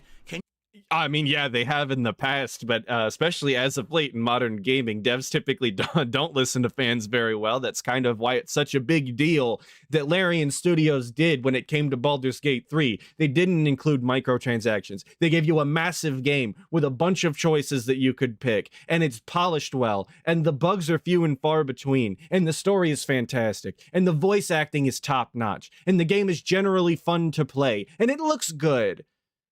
DSP doesn't care. He doesn't care because other games all have those same aspects to some degree. Even if they're individual, other games still do those other things. So why is it good? As if that actually proves anything. You definitively explain to me what exactly it is in this game that makes it stands out. The bear sex scene. That's the dumbest fucking thing I've ever heard. And that's what I'm saying, DSP. That's the dumbest thing I've ever heard. The fact that you would point that out is the problem. It doesn't matter if other people are, talking about that because you're missing the underlying point of talking about that. The point of talking about the bear sex scene is there's kind of multiple reasons to talk about it. Obviously, just because it is funny and kind of absurd. It's an attention grabber, right? When you start talking about something, you really need a hook. You need to draw somebody in. And for a lot of people who aren't immediately off-put by, sexual situations, sexual style content, saying that you can have sex with a bear is kind of something they'll be like, what? Doesn't work for everybody, kind of off-putting for some. I get it, but the point is there. It does do what it's supposed to do for some people. The other point to bringing up the bear sex, though, is to point out not only that it has romantic options and that this is something that you can do, and you might look into it and be like, oh, romance options in a video game. That's an aspect to a video game that I enjoy, but also to show you that your actions and the choices that you make, they have consequences. They have funny things that can happen. They become interesting, even though it's entirely optional. The point is to show you that absurd things can happen given the choices that you make. And that is very rare in a large chunk of the video games industry and modern gaming. That's the point. It's multifold, and DSP doesn't care because it has sex in the description. Bear sex scene, he immediately has written it off. That's for children. That's stupid. Only for horny kids or whatever, even though kids shouldn't be watching that or whatever. It's just for horny little boys. And DSP's got a wife, dude. My wife. You're telling me the game is good because it has a bear sex scene. What are you, 5 years old? So that's what I mean. Like, when everyone says it's the best, but no one can actually explain why. Hey, good morning, Seven. That makes me wonder about it. Okay? So we're going to find out. Now, by the way, I want to remind you. Yeah, Reprieve, exactly. Why does DSP think bear sex is for children? Don't ask me, man. you all of the reasons why I didn't play Baldur's Gate 3 this year. You ready? First of all, it was PC only. So I couldn't play it at launch because it was PC only. By the time it came out... You could have played it when it was PC only. You absolutely could have. And I want to say real quick, Andy Young, that you told him countless times that you can do or kill anyone and choices shift the world, and he never read it. I don't doubt that. DSP's not interested in actually hearing people give, solid points or opinions or anything. He doesn't care. But DSP definitely could have played it on PC. He has that mini PC that he refuses to use. In the same way that he could use it to stream and it would be beneficial to his streams, it would probably even be better than the PC he currently uses to stream. He's not interested in hearing that. And he's definitely not interested in hearing that the mini PC will run Baldur's Gate 3 at, from what I'm told, at least medium settings. He doesn't care because he's not interested in playing the game to begin with. It was always just an excuse. He doesn't want to do it, and he'll just say anything that can get him out of doing it. And that's it at the end of the day. Now, on PlayStation, I was already in the midst of other fall playthroughs that were popular, and I didn't really have time to play a lengthy RPG at that time. Didn't we play multiple lengthy RPGs? Also, how long did we spend playing goddamn Chrono Trigger this summer? That's kind of unrelated, but semi-related. Like, DSP wants to say he doesn't have time, but we played Chrono Trigger. That game sucked. Not that the game sucked, it's just not for me, but DSP playing it sucked. That's what I meant. Also, because of the way this game has been described, and because of the way that people are telling me that it is, all right, basically, here's the deal, all right? Skyrim lasted 13 months. Yeah. Oblivion lasted 6 plus, for sure. Yeah. No, his whole time excuse is stupid, and it's never made any sense. Do I have a theory on why his relationship with sex/females has gotten so weird? Not particularly a unique theory to me. I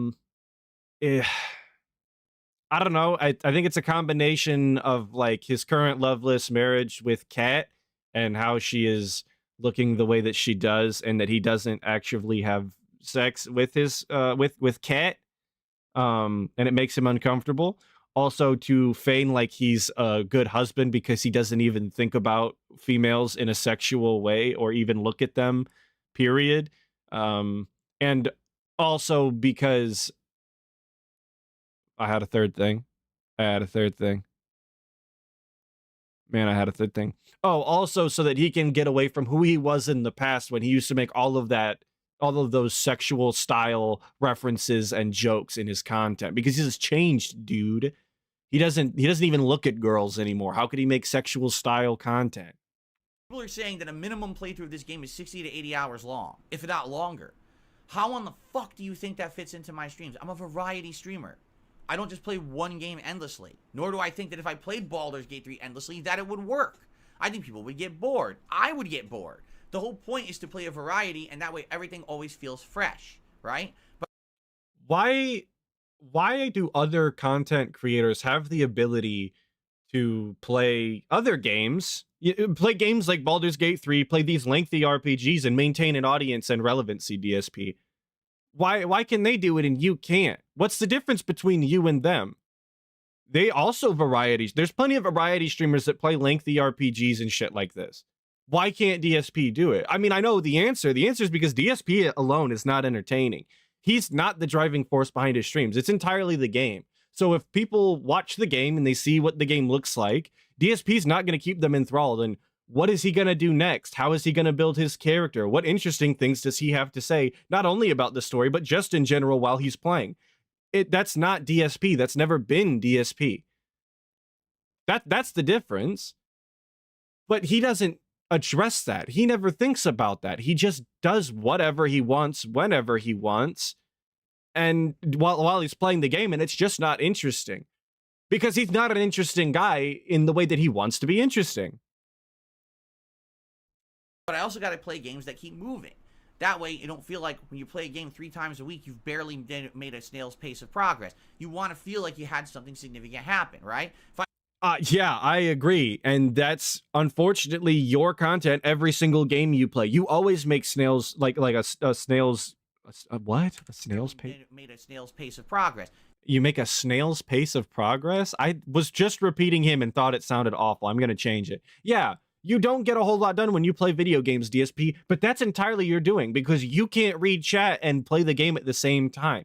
You have to manually do your donations all the time. These are things that you could get rid of, the things that you could take care of that would give you more time to play the game and get further into them. It's entirely your doing that you don't make any progress in games. I have that complaint with every game he plays. His first stream of RoboCop was insufferable because he ran around every single level and looked at every detail and like we give a shit that they had a green screen that was supposed to be blue or whatever he was saying. Like, we give a shit what's on the coffee table. Nobody cares, dude.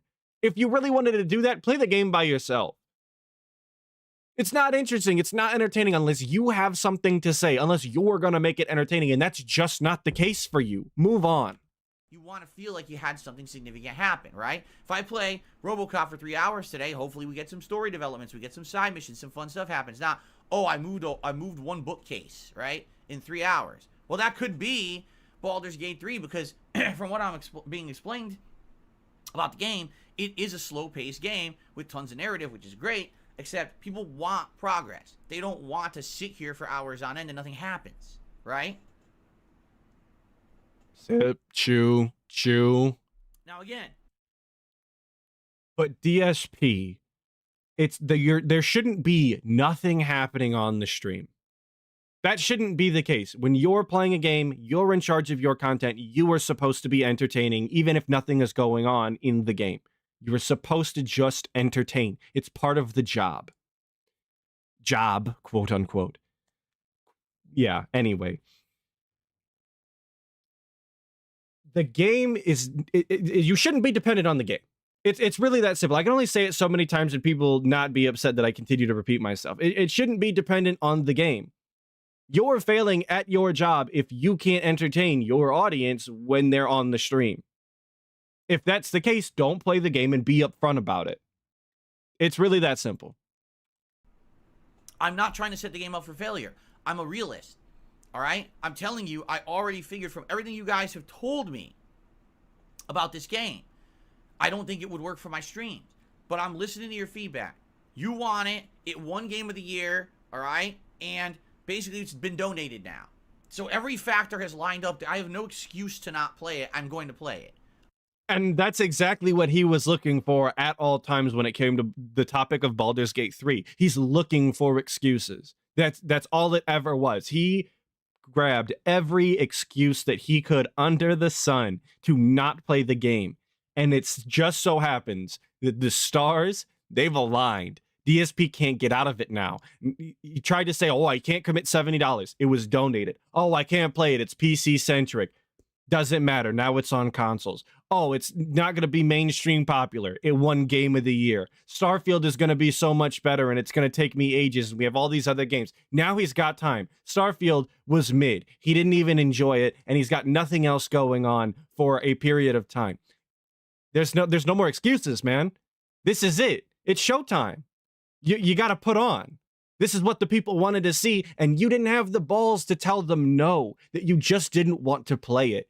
So you've got no one to blame but yourself. Just like always, when it comes to every situation you're in, it's always your fault because you can't be honest, because you can't just be upfront when you talk to people.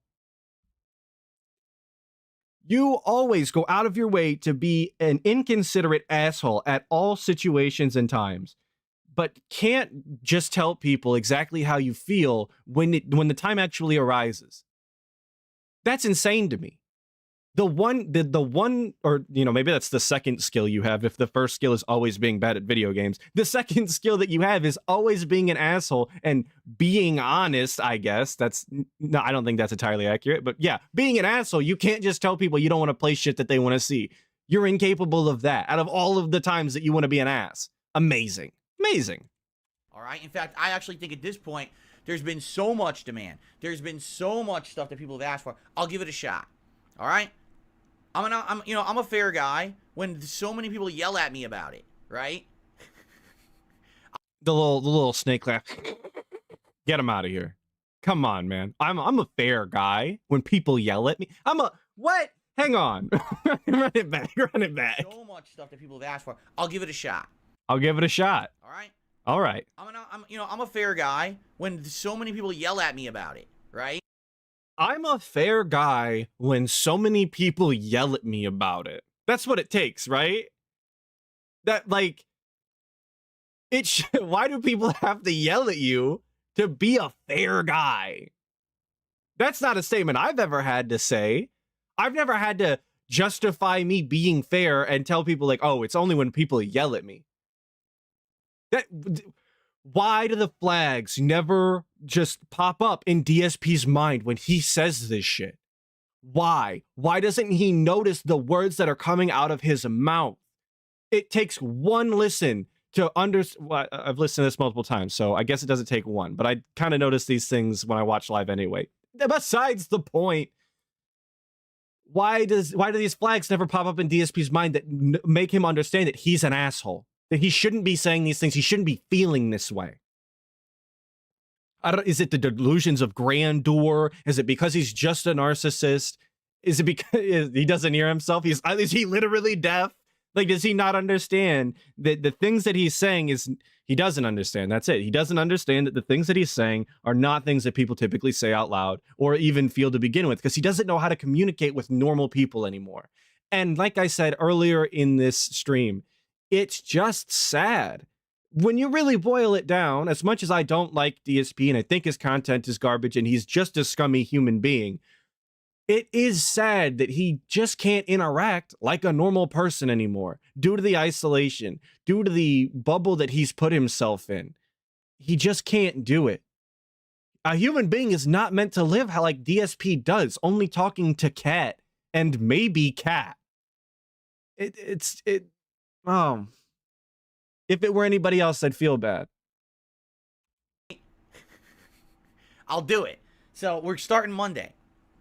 And I'm going to approach it with an open mind like any other game. Open mind. Literally, I will not be a dick about it. I'm not going to be, a negative asshole to the game. X. I'm going to approach it like a... Can I get some X in chat? Because I'm doubting here. I'm doubting here. He's definitely going to come into the Monday stream pissed. Every single mechanic that he doesn't understand, he's going to be upset about.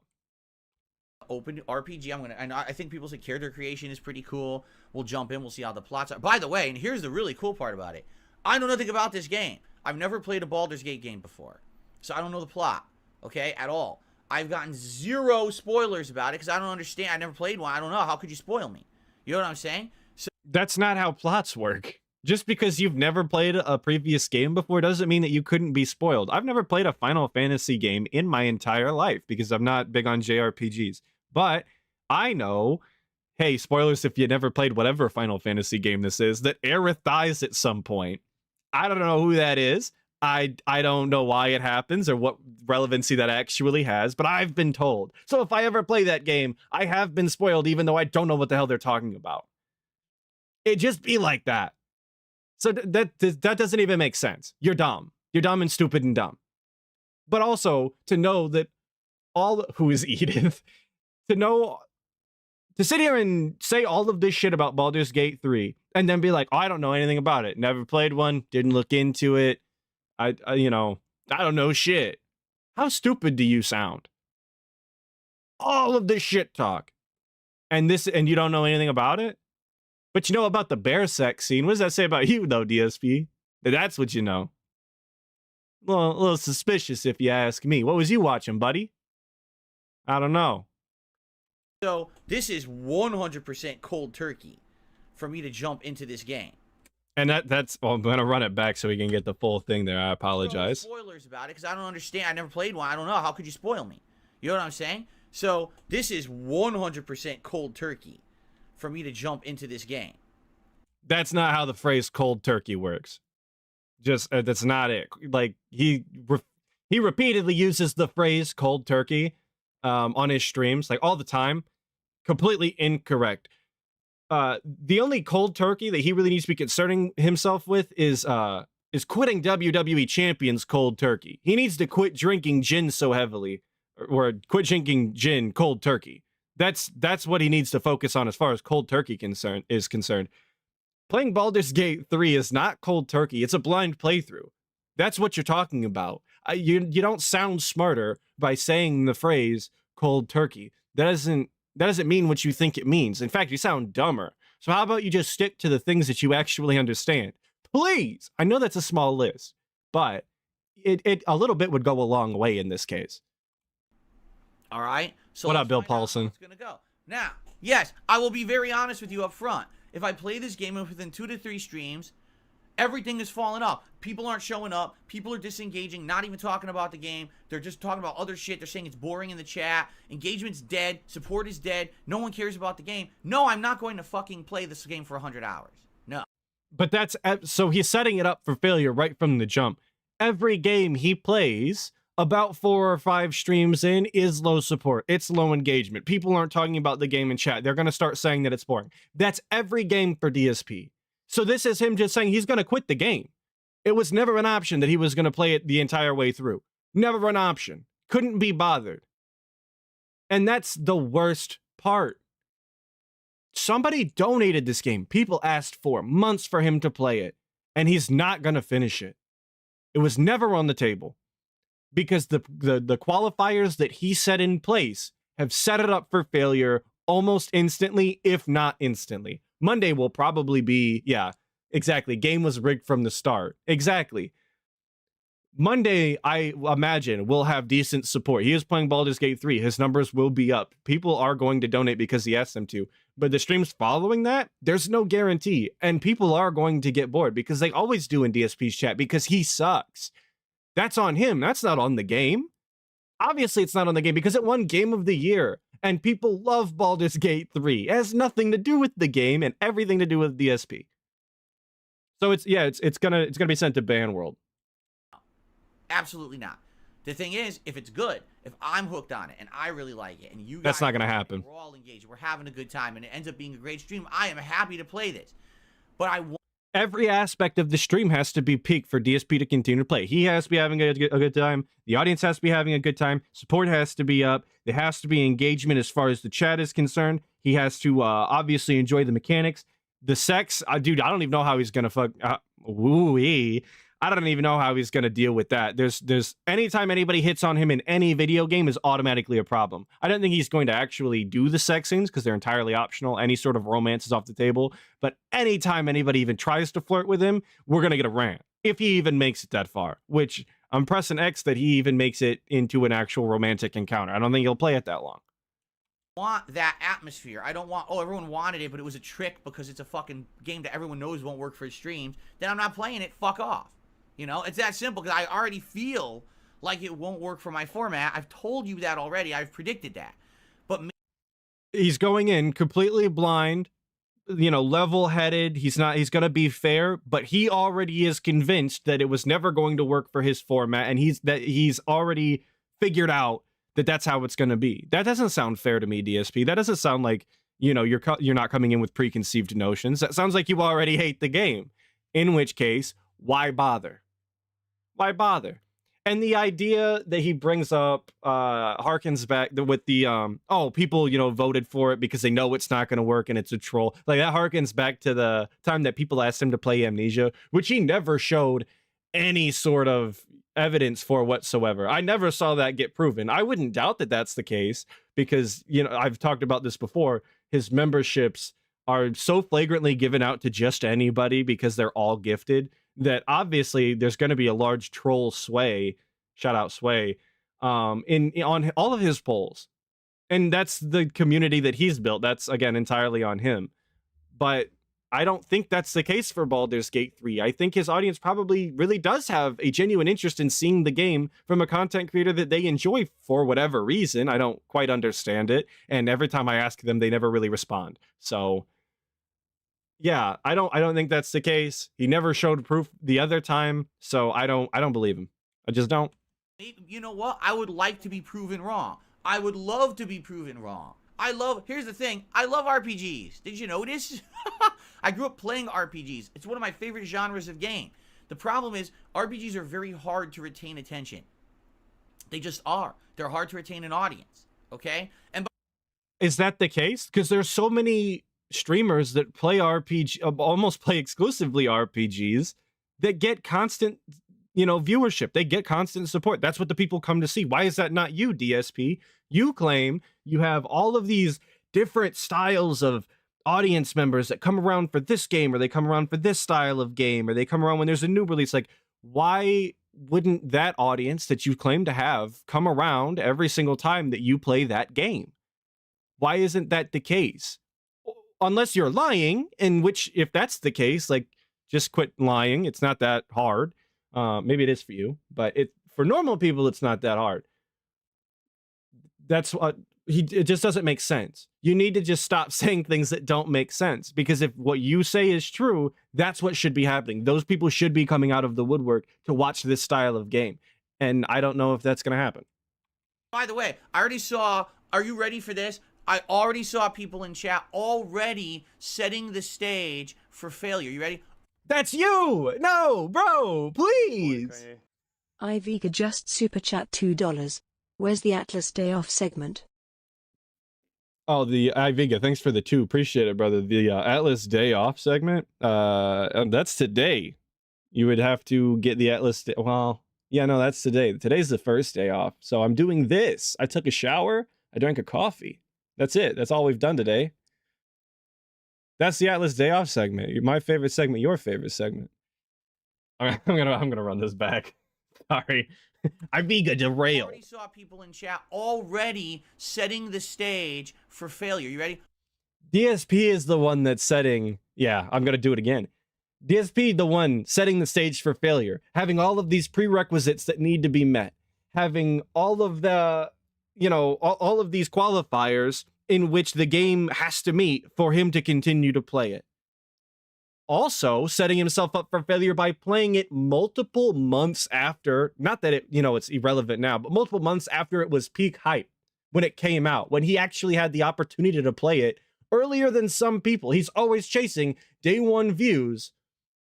But when it came to Baldur's Gate 3, he wasn't interested in day one views on PC, and he wasn't interested in day one views on PS5. And he wasn't even interested the third time the game came out for Xbox, which I hear is today or yesterday or whatever the case was, when they didn't get to announce it at the Game Awards because they were ushered off the stage too quickly.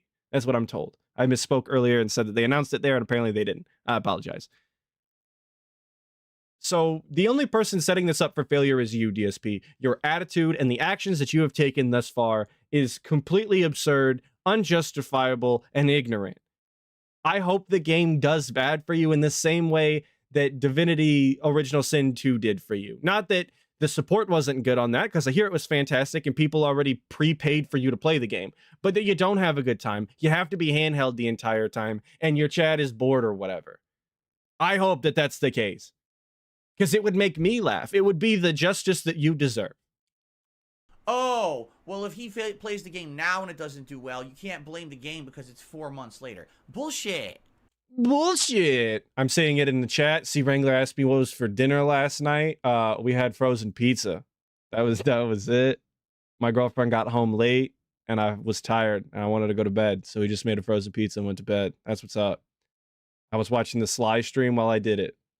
That was the Friday night segment. You're welcome. It's an RPG.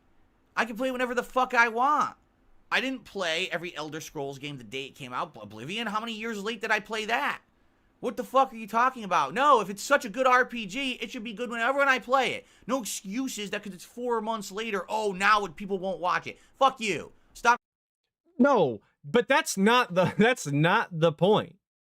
That is not the point. What people are saying is that, or what I at least imagine this person was saying, is that you won't get the viewership. I'm going to put words in this person's mouth. You're not going to get the viewership that you would have gotten had you played it when people were asking you to play it, when the game was new. I think, as far as I'm concerned, that's the point of saying what that person said, for setting it up for failure. You missed the boat when you would have got the maximum amount of viewership. Now you're just going to get the normal dents who actually stuck around because they do generally like you for whatever reason. Again, I don't understand. When you could have captured a much larger audience had you just played the game when people were looking for somebody to watch play that game because it was the new hotness. That's the only way you get new viewers at this point. Yes, just 7, just like RoboCop. While you may or may not get the amount of, viewers and engagement and support that you want to get, it's entirely dependent, obviously, on you and your viewers and all of that nonsense that goes into that. You're completely not addressing the fact that you for sure missed out on a viewership, Jesus Christ, get the thought out. You're missing out on a large chunk of people who would have watched your content and maybe engaged with it and maybe supported it just because they were looking for the game, because now it is multiple months old and people don't come by for you. They would have come by for the game.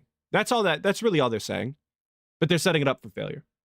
I'm trying to already make excuses for why the game will not work on my streams because you're afraid it's not going to, and then you're going to look like an asshole. So no, I'm not taking those excuses. Those excuses are invalid.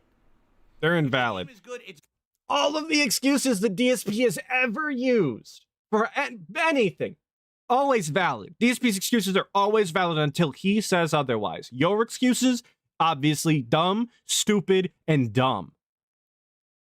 You should just get fucked. Stupid. Get him out of here. DSP invalidated your excuses. good forever. Let's see if it's good starting on Monday. It's that simple. It's that simple. No we more did it to him. I've had enough of the bullshit. I really have. All right. So I am excited. I really am excited to start this on Monday. And you know what? I will say this. I'm always someone who is willing to admit when I'm actually wrong. If yesterday I had said there's no chance in hell Baldur's Gate 3 is going to win Game of the Year and then it won, I would say I was completely wrong. No, I said that ages ago before all the qualifying things happened to make it look like it was going to win. And I was asked recently, would it win? And I said, yeah, it's either Baldur's Gate or Zelda. Those are the two games that are going to win Game of the Year, one or the other. Never saw that clip pressing X to death that it even happened. Yeah, he can't even admit that he was wrong about Game of the Year. Absolutely not. The only time that he's going to admit that he was wrong was, we already seen it early in the stream. He guesses that he was wrong, that it didn't win. He guesses because there's irrefutable proof it did win. That's it. But I never saw this clip of him previously saying that it was either between that or Zelda. And how dare you hold him to something that he said X amount of time ago when he said something else, Y amount of time ago. He's a different guy. That racist clip may have been from 6 months ago. The slave trade joke, longer now, but that may have been from 6 months ago. But have you found anything in the last week that was racist? I think not. So therefore, you're wrong. Get banned. That's the mentality that he comes with. Because he doesn't want to be held to anything that he's ever said. It's just not important, dude. He's memory hold that already. How can you hold him to something that he memory hold? The Jinn stole that part of his brain away since then. So good luck having him remember, dummy. Thanks for the money, dummy. Right? So, no, you don't get to say no gotcha moments on me. I see you said it wasn't going to win. Yeah, that was like 6-7 months ago. Shut up. You're an idiot.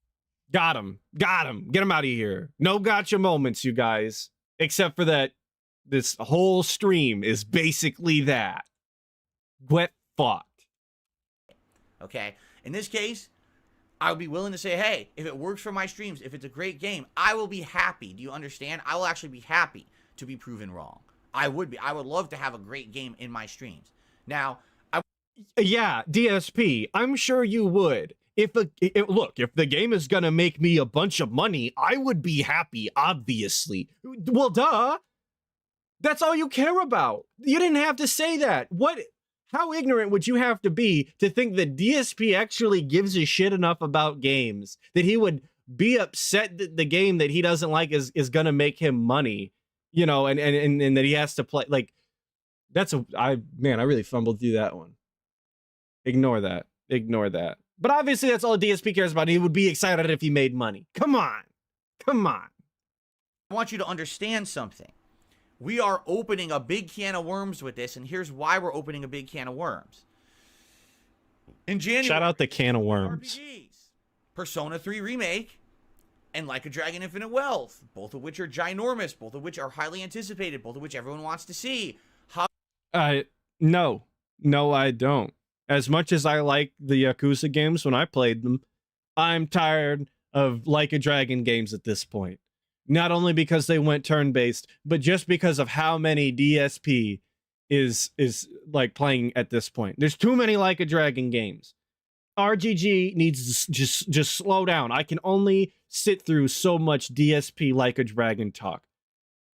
I'm sure your games are fantastic, but please, DSP needs to just chill. And he's not going to do it himself. I need RGG to listen to me. Please. And I don't honestly think that he's going to wind up playing Persona 3 again, given the absolute shit show that the ending was last time. So I don't know why he would even bother. If he does, whatever, I guess. But I don't know why he's pretending to give a shit like he actually wants to play the game. How the fuck do I keep playing Baldur's Gate 3 with those games? I can't. That's the answer. I can't. There's no way that I can juggle 17 RPGs at once. You understand that, right? So I don't know what to say about that. Again, this game is so lengthy with my variety schedule. This is also kind of setting myself up for disaster. I don't see how I could be playing that many games at once, right? Exactly, Ink Blessing. He's prepping the wage quit. That's all this is. He's setting the stage so that when these other games come out and he's not getting whatever arbitrary number he wants as support for those Baldur's Gate 3 streams, it's going on the back burner indefinitely, probably, just like Divinity Original Sin 2 did, because he never finished that. And unfortunately, there's no this is how you don't play on it. So if you make those, please get to Divinity Original Sin 2, because I didn't watch it and I'd like to, but I don't want to watch the actual DSP clips. Those suck. But yeah, he's prepping the wage quit. I don't know why he would stop playing a game that he is currently playing that people asked for and donated for a game that is a remake of a game he's already played and rage quit because the final boss was too hard. That he would probably have to pay for to play, actually, you know, the $70 for the remake or whatever. That doesn't make any sense to me. But, you know, DSP logic never really does make sense. So I guess it doesn't matter. It's absolutely ridiculous. I don't know. I don't know what's going to happen. If this game, if we play it and it's great, right? And now all of a sudden, it's like now we have to make a decision. Well, crap, what games am I skipping? What games am I playing? And I think this is going to come more into play because on the Christmas Marathon, December 23rd, which is coming up, by the way, it's about 2 weeks from tomorrow, right? That's when we're going to go through the game schedule for 2024. We're going to look week by week what games are coming out, and we're going to determine which ones are interesting that you want to see me play. And once we figure this out, you know, we're going to have to make tough decisions. This is going to be a tough one. I'm going to have to drink. I'm going to have to start drinking eggnog and whiskey to make these tough decisions about the schedule because I love these games. It's going to be sad to say I just can't play them all because, you know, I'm one man. Guys, we got to drink to think. This is a former alcoholic speaking, but we got to drink to think. Deciding what video games I'm going to play is so difficult and it's so rough on me. I'm gonna have to drink, you guys. I'm gonna have to cope somehow. Obviously, a former alcoholic saying this, great. Whatever former alcoholic even means. Oh man, what a bad look for the guy. When I heard this live, I had a physical reaction to hearing this because this is insane. Insane. I gotta drink to think about the schedule. Also, deciding the schedule during the Christmas marathon is kind of an absurd thought in and of itself. Like, the schedule is so important to DSP's content. The schedule segments are so important that a Christmas marathon, the big event, is going to have a big schedule style segment where you get to talk about it. Isn't that so exciting? Looking forward to that, obviously. Sound good? Sounds good to me. Man, drink to think. Gotta love it. I love that for you, DSP. So what are you gonna do? You know? Oh yeah. We'll have to talk about this and figure this out together. All right? We'll figure it out together, but pay him the money, please. No, I actually loved Persona 3 until the final dungeon. The final dungeon's the only part of Persona 3 that's... Steel squad, steel squad, steel squad. Bill Paulson has joined the gang. I appreciate you joining the gang, Bill Paulson. Big ups. The game is incredibly good up to that point, and then the ending is terrible. It's like, why the fuck did they make it like that? It's just annoying as shit. Wait, what game? What are you talking about? Persona 3 until Oh, Persona 3. Dungeon. The final dungeon's the only part of Persona 3 that's complete bullshit. The game is incredibly good up to that point, and then the ending is terrible. It's like, why the fuck did they make it like that? It's just annoying as shit. Okay. Alright, so, that's what we're doing. That's what we're doing. Baldur's Gate 3 premiering. You know what I'm saying? We got a holiday event coming up for the Christmas weekend. That's going to be fun and special, but that's it. Please don't start asking for other random games out of nowhere now. There's no time. Baldur's Gate 3 is going to be incredibly time consuming because of the kind of game it is, so that's what it's going to have to be. All right? So, I'm willing to bite the bullet on this one. We're biting the bullet. That's how excited we are to play Baldur's Gate starting Monday. We are biting the bullet. I've never described playing a video game that I was excited to play as biting the bullet. Maybe while buying a game that I wanted to play, you know, I was biting the bullet so I could get to the part that I really wanted to do, which is play the game, but not playing the game as being biting the bullet. That doesn't make any sense. What a shitty kind of guy. I'm giving it a shot because it's like all circumstances have come together, right? So the game... Yeah, Super Sentai guy. That's the whole stream, buddy. well everywhere. The game just won Game of the Year. You guys keep asking for it, and someone donated it. If I didn't play this game at this point, I would be a complete asshole, right? The fact that you haven't played the game up to this point, despite your audience asking for it almost nonstop since it came out in August, has already made you an asshole. The shit that you talked about it before ever playing it or looking into it makes you an asshole. The fact that you said that it would never win Game of the Year months ago because of X, Y, and Z, and then immediately backtracking on it on this very stream, saying that that's totally not what you said and everyone else is an asshole for saying that, that's what makes you an asshole. That's all of the problem. So whatever you're worried about as far as being an asshole now, just forget about that. Forget about it. Your mission failed, boys. You'll get them next time, but I highly doubt you will. But that doesn't mean that I'm going to love it, nor am I obligated to love it and keep playing it. So let's see how it goes starting on Monday. Okay? Is that fair enough? I hope so. Is that fair enough? Correct? Right? Sound good? Sounds good to me. I hope that's fair. I hope you guys, I'm listening to you. Remember, old Phil, this never would have happened. Old Phil would have told you guys, I'm not playing this game, fuck this game. You know what I mean? But it's been... But that's what you did for months at a time now. Multiple months. That is the attitude that you gave to people who were asking you to play the game. How many times did people ask him, hey, are you going to play Baldur's Gate 3 in chat? And he got derailed and was like, I'm not talking about Baldur's Gate 3. I'm not playing that game. So you can quit asking. You're being dumb. You're being a moron. You're wasting my time. You're wasting everybody's time. How many times did we get that little bit during streams? Like a countless amount of times. Bill Paulson just super chat $2. You and Sly are my two fav detractors. Keep it up. Thank you for the $2, Bill Paulson. I appreciate it. I do love me some Sly myself. Hopefully me and him can get into contact. He mentioned that last night. I hope that comes through. Big ups. But yeah, DSP, that is exactly the mentality that you have had for multiple months now. So don't sit here and act like you're any different now just because, like I said, the stars have finally aligned that you've run out of excuses. I've been listening. I'm like, all right, if literally everything is pointing towards playing this goddamn game, then I'm going to play it. Okay? So, let's see.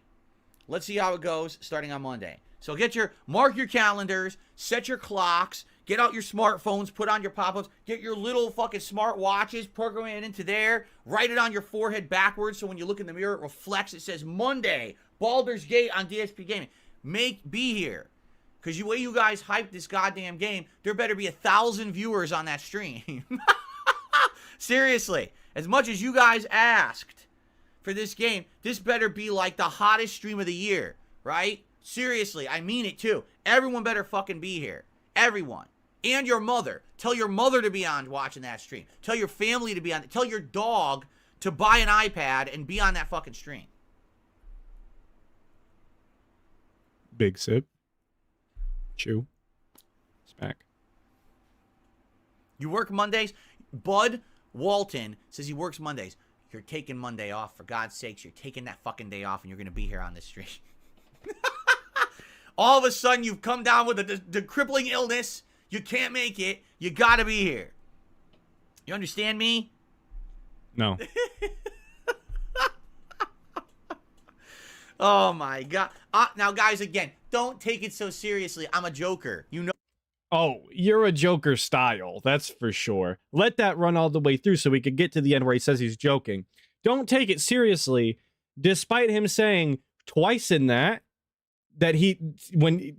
twice in that little bit that he just did, he said the word seriously. You better. And I'm not joking. I believe he even said, we're going to run it all the way back. We're going to piece by piece, baby. This goddamn to there, write it on your forehead backwards. Write it on your forehead, damn it. It says Monday, Baldur's Gate on DSP Gaming. Be here. Because the way you guys hype this goddamn game, there better be 1,000 viewers on that stream. Seriously.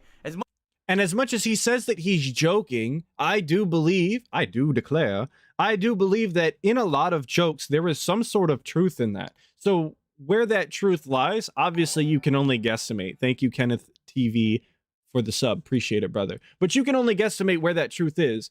DSP in this joke is telling you that he expects people to show up. He expects people to support because they hype the game. How much he, is willing to commit to that as far as you better be here or, this, that, or the other, like I said, can only guesstimate. But he does mean that people better show up. He is expecting extra support, extra of people's engagement or whatever, because he's finally doing the thing. That's true.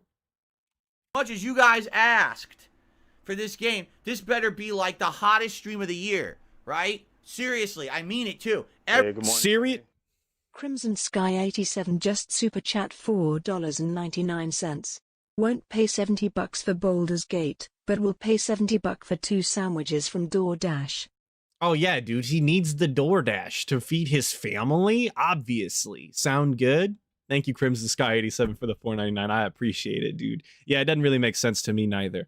But yeah, he just hit you with the seriously. Better be like the hottest stream of the year, right? Seriously, I mean it too. Seriously, I mean it too. He's joking. I understand you can use these words when you are joking, but like I said, again, earlier in the stream, harken back to a lot of the things that I always say, it's so difficult to tell when DSP is joking because he's not funny and his delivery is always off. It always sucks. It always comes across poorly. And then he adds on words, seriously, I'm not kidding. And then wants to backpedal at the end and be like, I'm joking.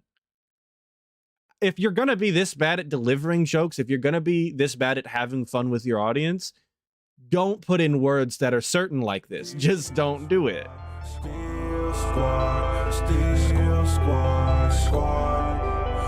US Army 77 has joined the gang. Thank you, US Army 77, for joining the gang. I appreciate it, brother. Everyone better fucking be here. Everyone better be here. Tell your mother to be on watching that stream. Tell your family to be on. Tell your dog to buy an iPad and be on that fucking stream. And then we just not just crickets from this segment. Just not funny. Nobody is laughing. No, not even entertaining, just grating on the ears. And we get the big sip. Love the big sip. It's one of my favorite parts, obviously. Smack. You work Mondays? Bud Walton says he works Mondays. You're taking Monday off. For God's sakes, you're taking that fucking day off and you're going to be here on this stream.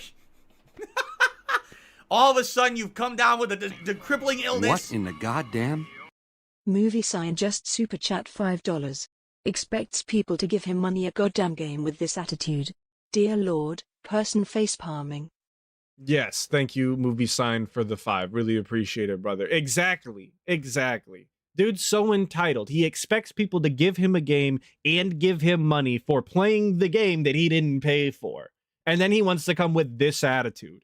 You better be here. It better be highly supported. If I'm even slightly bored, if engagement is lower than whatever arbitrary, number and metric that I use to decide, gone. Ban world. Get them out of here. Wasted your money, wasted your time. Go watch somebody else, I guess. That's the mentality that he brings to this. And it is just despicable and disrespectful in every sense of the word. You can't make it. You gotta be here. You understand me?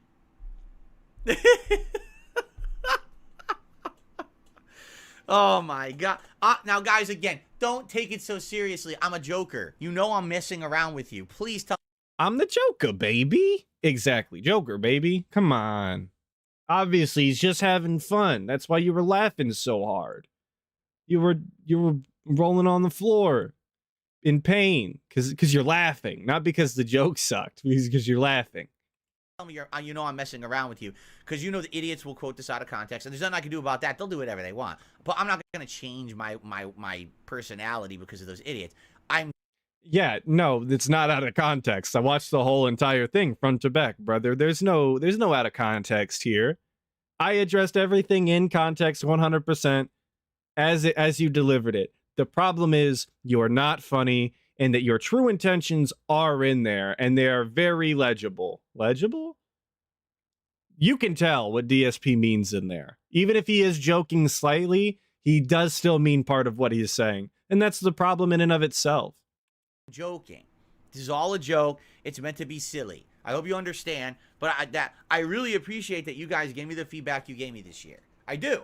Because without your feedback, I wouldn't know what to do, and I'm willing to give it a shot. I am. Now is the time. If we're going to do it, now would be the time. We finally finished all the major releases of the year, right? They're all wrapped up. Now it's the end of the year. We have some time between now and basically like maybe the second week of January to play stuff like this. So now to play stuff like this, the biggest game that's come out this year, we finally have time, in between all of the other games that got way less attention, press, and hype. We finally got time to play Baldur's Gate 3, game of the year. Why did he push it off so hard? I know for a fact, people have been talking about, even in circles that I'm not in, they've been talking about Baldur's Gate 3 since the game came out. They've been asking him to play Baldur's Gate 3 since it came out in August. But we put it off for a bunch of games that, what the hell? Who cared? Who cared? How many Street Fighter 6 nights did we get? I don't give a shit about those. Nobody gives a shit about those. He played World Tour mode, for God's sakes. Who gives a shit? People are actively asking you to play a game, Baldur's Gate 3, and you're playing Street Fighter World Tour. Come on, man. At least pretend like you give a shit what people want. Now's the perfect time to give it a shot. Now, the problem is if the game's so long, there's no way we're going to finish it, right? But we'll at least get a chunk into it. And then we can go back to it later. Whatever we want to do, we can make that judgment later. But I'm happy that you guys were understanding this year to understand I couldn't just drop everything that was going on for Baldur's Gate 3 because they decided to drop a console port of it in the mid-September. It was what am I supposed to do, right? So play the game. You're supposed to play the game, Mr. Day One Views. Why is that so difficult for you to comprehend? You're supposed to play the game that people are asking you to play when you can play it. There's other games that you decided to play that could have been put on the back burner and waited instead of Baldur's Gate 3, and you chose not to. And I understand it's because you don't want to play the game, but you need to just say that if that's the case. Just be upfront. Quit pussyfooting around because you don't want to, I guess, hurt your audience's feelings, like you don't denigrate them every single day or something. I'm happy. Thank you for understanding, and now we're going to give it a shot. What I'd like to do, because we're going to do shout-outs, but we got to remember, I do shout-outs at the end of the stream. I'd like to open up the stream, all right, to questions about the Game Awards. You guys are just going to be able to ask me questions about whatever you want, and I'll answer them, all right? But before we get there, a couple quick reminders. Number one, please nominate games for the Christmas event, which is December 23rd. Baldur's Gate 3 is already being played. So everyone who nominated Baldur's Gate 3, thanks, but it's already being played. Now we need other games for the Christmas event. So, and I think that's why he decided to ain't no fucking way. Asami77 just super chat $10. As someone who owns their own business, I could never talk to my customers the way Phil talks to his customers, which he has referred to his viewers as customers. Thank you, U.S. Army, for the tenor. Really appreciate it. Yeah, no, DSP is the only person who can talk to his customers this way. It's a very strange business strategy that he has, but it is his strategy nonetheless for some reason. Nobody deserves to be talked to the way that DSP talks to his audience, and that's part of what gets me so upset with the guy. He's very disrespectful. When talking to the people that pay his bills, I don't get it. I just don't get it. Where were we at? I did too. Oh, I think this is part of the reason why DSP decided that he's going to play Baldur's Gate 3, not related to the Christmas event. He knew people were going to vote for it regardless because it was already winning in the polls and it just won Game of the Year, right? So by playing it before the Christmas event and being able to honestly just rage quit it before that, he won't have to taint his Christmas event with playing Baldur's Gate 3 and people being bored, because we all know how like Knights of the Old Republic went when he played it for an event before. It's just I don't think it would have worked anyway. I don't, because it's DSP, right? It's not, I just don't think it's going to work. It's going to be entertaining for me, but it's not going to work. I think that's why he decided that he's just going to play it on Monday. Not only did it win Game of the Year, but now he doesn't have to play it for the Christmas event, and that people can actually vote on something else, which is great, because I said that in my video before, that DSP really should just have played Baldur's Gate 3 and let people vote for something that he actually might enjoy and have a good time with on his event. That makes more sense to me, and I'm glad that DSP at least followed that logic to some extent. Because if he would have just been wasting other people's time had they voted to play Baldur's Gate 3 for the Christmas event and had a bad time. But it's already being played. Now we need other games for the Christmas. Yes, Woof E Games. Someone donated Baldur's Gate 3 to him, unfortunately. Marathon, which is Saturday, December 23rd. You can do that by typing !Christmas into the chat right now, or by going to the members only thread that's available on the main channel page of this channel. If you are a channel member, please post up your nominations. I need more of those. Basically, it's going to go for like another week and a half, and then I'm going to do a poll to determine the winners that'll be played, okay? So that's number one. Number two, please keep nominating your favorite playthroughs of the year in the Best of 2023 thread. You can access that by typing !Best of 2023, okay? And then at the end of the year, I'm going to tally up the most nominated games, and that's going to be a part of my year-end series, all right? Last thing I'll say, please support the streams. Big bag. Big bag. Thank you, 9 o'clock, for the sub. I really appreciate it, brother. It's always kind of shocking to me how much DSP can milk content from his viewers, right? He tried to steal the idea of This Is How You Don't plays and have other people put them together and put on his channel for no compensation. He had other people doing his edits for him, Arkham Edits doing his shorts. He has Derek making the tier makers. Arkham Edits was making the tier makers at one point. It's always astonishing to me exactly how much content he can milk for himself to make money on and not compensate anybody in any other way.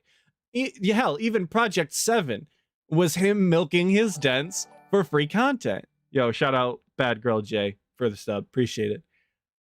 Even Project 7, as big a deal as that was in his content creation career style life or whatever, even that's just him milking the dents. Amazing. Really, really a talent. He does what he does, and he does it good, I guess. For whatever that's worth. Sadly, we had a dip in members. 40 members lost during my one day off. We were at 620. And then a big dip. It sucks because we had great momentum. We're heading, higher and higher. Please consider becoming a member or gifting a membership today. And as you know, every stream I try to hit the tier 1 tips goal. If we can exceed that today, great. But thank you in advance for any contributions on the stream. All right. Amon did a super chat. Why do you shout, swear, and insult viewers that disagree with you? I don't. Why? Amon speaking facts here. Why do you shout, swear, and degrade your viewers that are talking to you? That is good question. But he does it, obviously. I don't. Very bluntly, I don't. I don't. You do? You definitely do. I am addressing directly people who are ridiculous or unfair assholes. That's who I address with this nonsense. So, if you actually take it that way, you should maybe look at yourself like, why are you thinking I'm talking to you? Were you acting like that? Were you acting unfairly and unreasonably, and were you foaming at the mouth today to come to my stream to say I can't wait to call out Phil on being wrong because Baldur's Gate 3 won Game of the Year? If you were, you are an asshole. You understand that? Because okay, a couple of things, just a couple.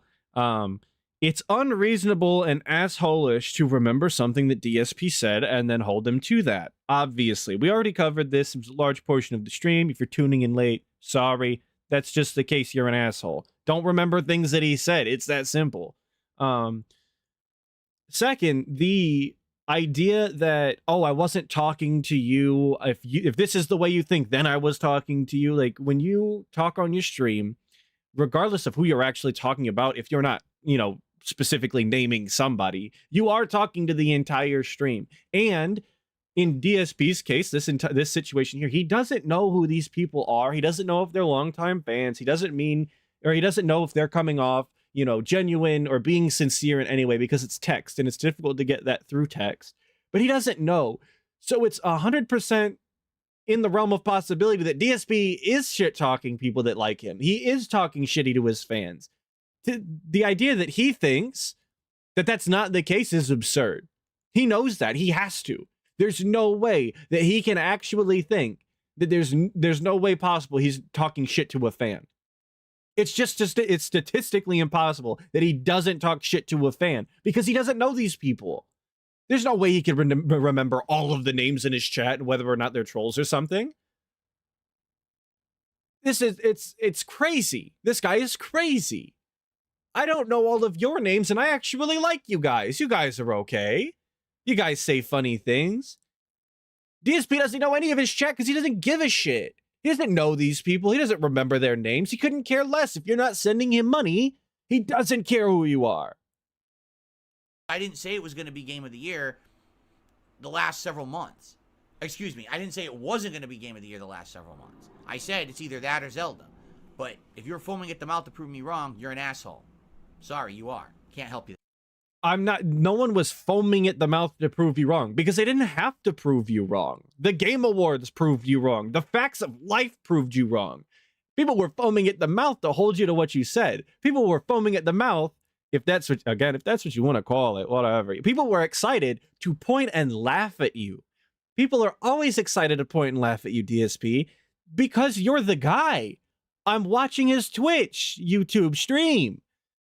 That's the story. Like, that's the whole thing. Everyone's always excited to point and laugh at you. This is no exception. It just so happens that you were blatantly, objectively, confidently just wrong. And everyone captured it. Everyone got to point and laugh this time because it was such a big deal. That's all this was. That's all it was. There. I got the drip going. I got the drip going. I got the drip going. I got the drip going. I got the drip going. I got the drip going. I got the drip going. It's like a faucet that's dripping. Can't make it stop. So what do you want me to do? Have a mute button that every second I'm tapping the mute button just in case I'm gonna have to clear. Like, this is what I mean. These dumb kids. This is what it is. It's dumb kids.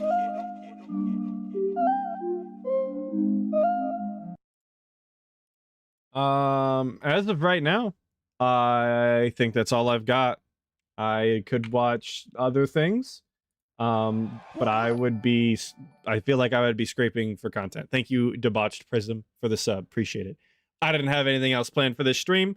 We just wanted to watch the Baldur's Gate 3 thing. I'm thinking about putting out a short sometime today. I've got a couple in my brain that I have to go get the footage for, and obviously throw them together real quick. Because as I always say, it's not very hard or time consuming, and DSP could do it. It's just actually doing it in between the videos. Anyway, that's going to be the stream. I really appreciate all of you guys for showing up, all 563 of you that are here now, and everybody who was here nice and early for the 9 a.m. start. Really appreciate it. Thank you, thank you. All of you guys are sick cool guys. Well, most of you.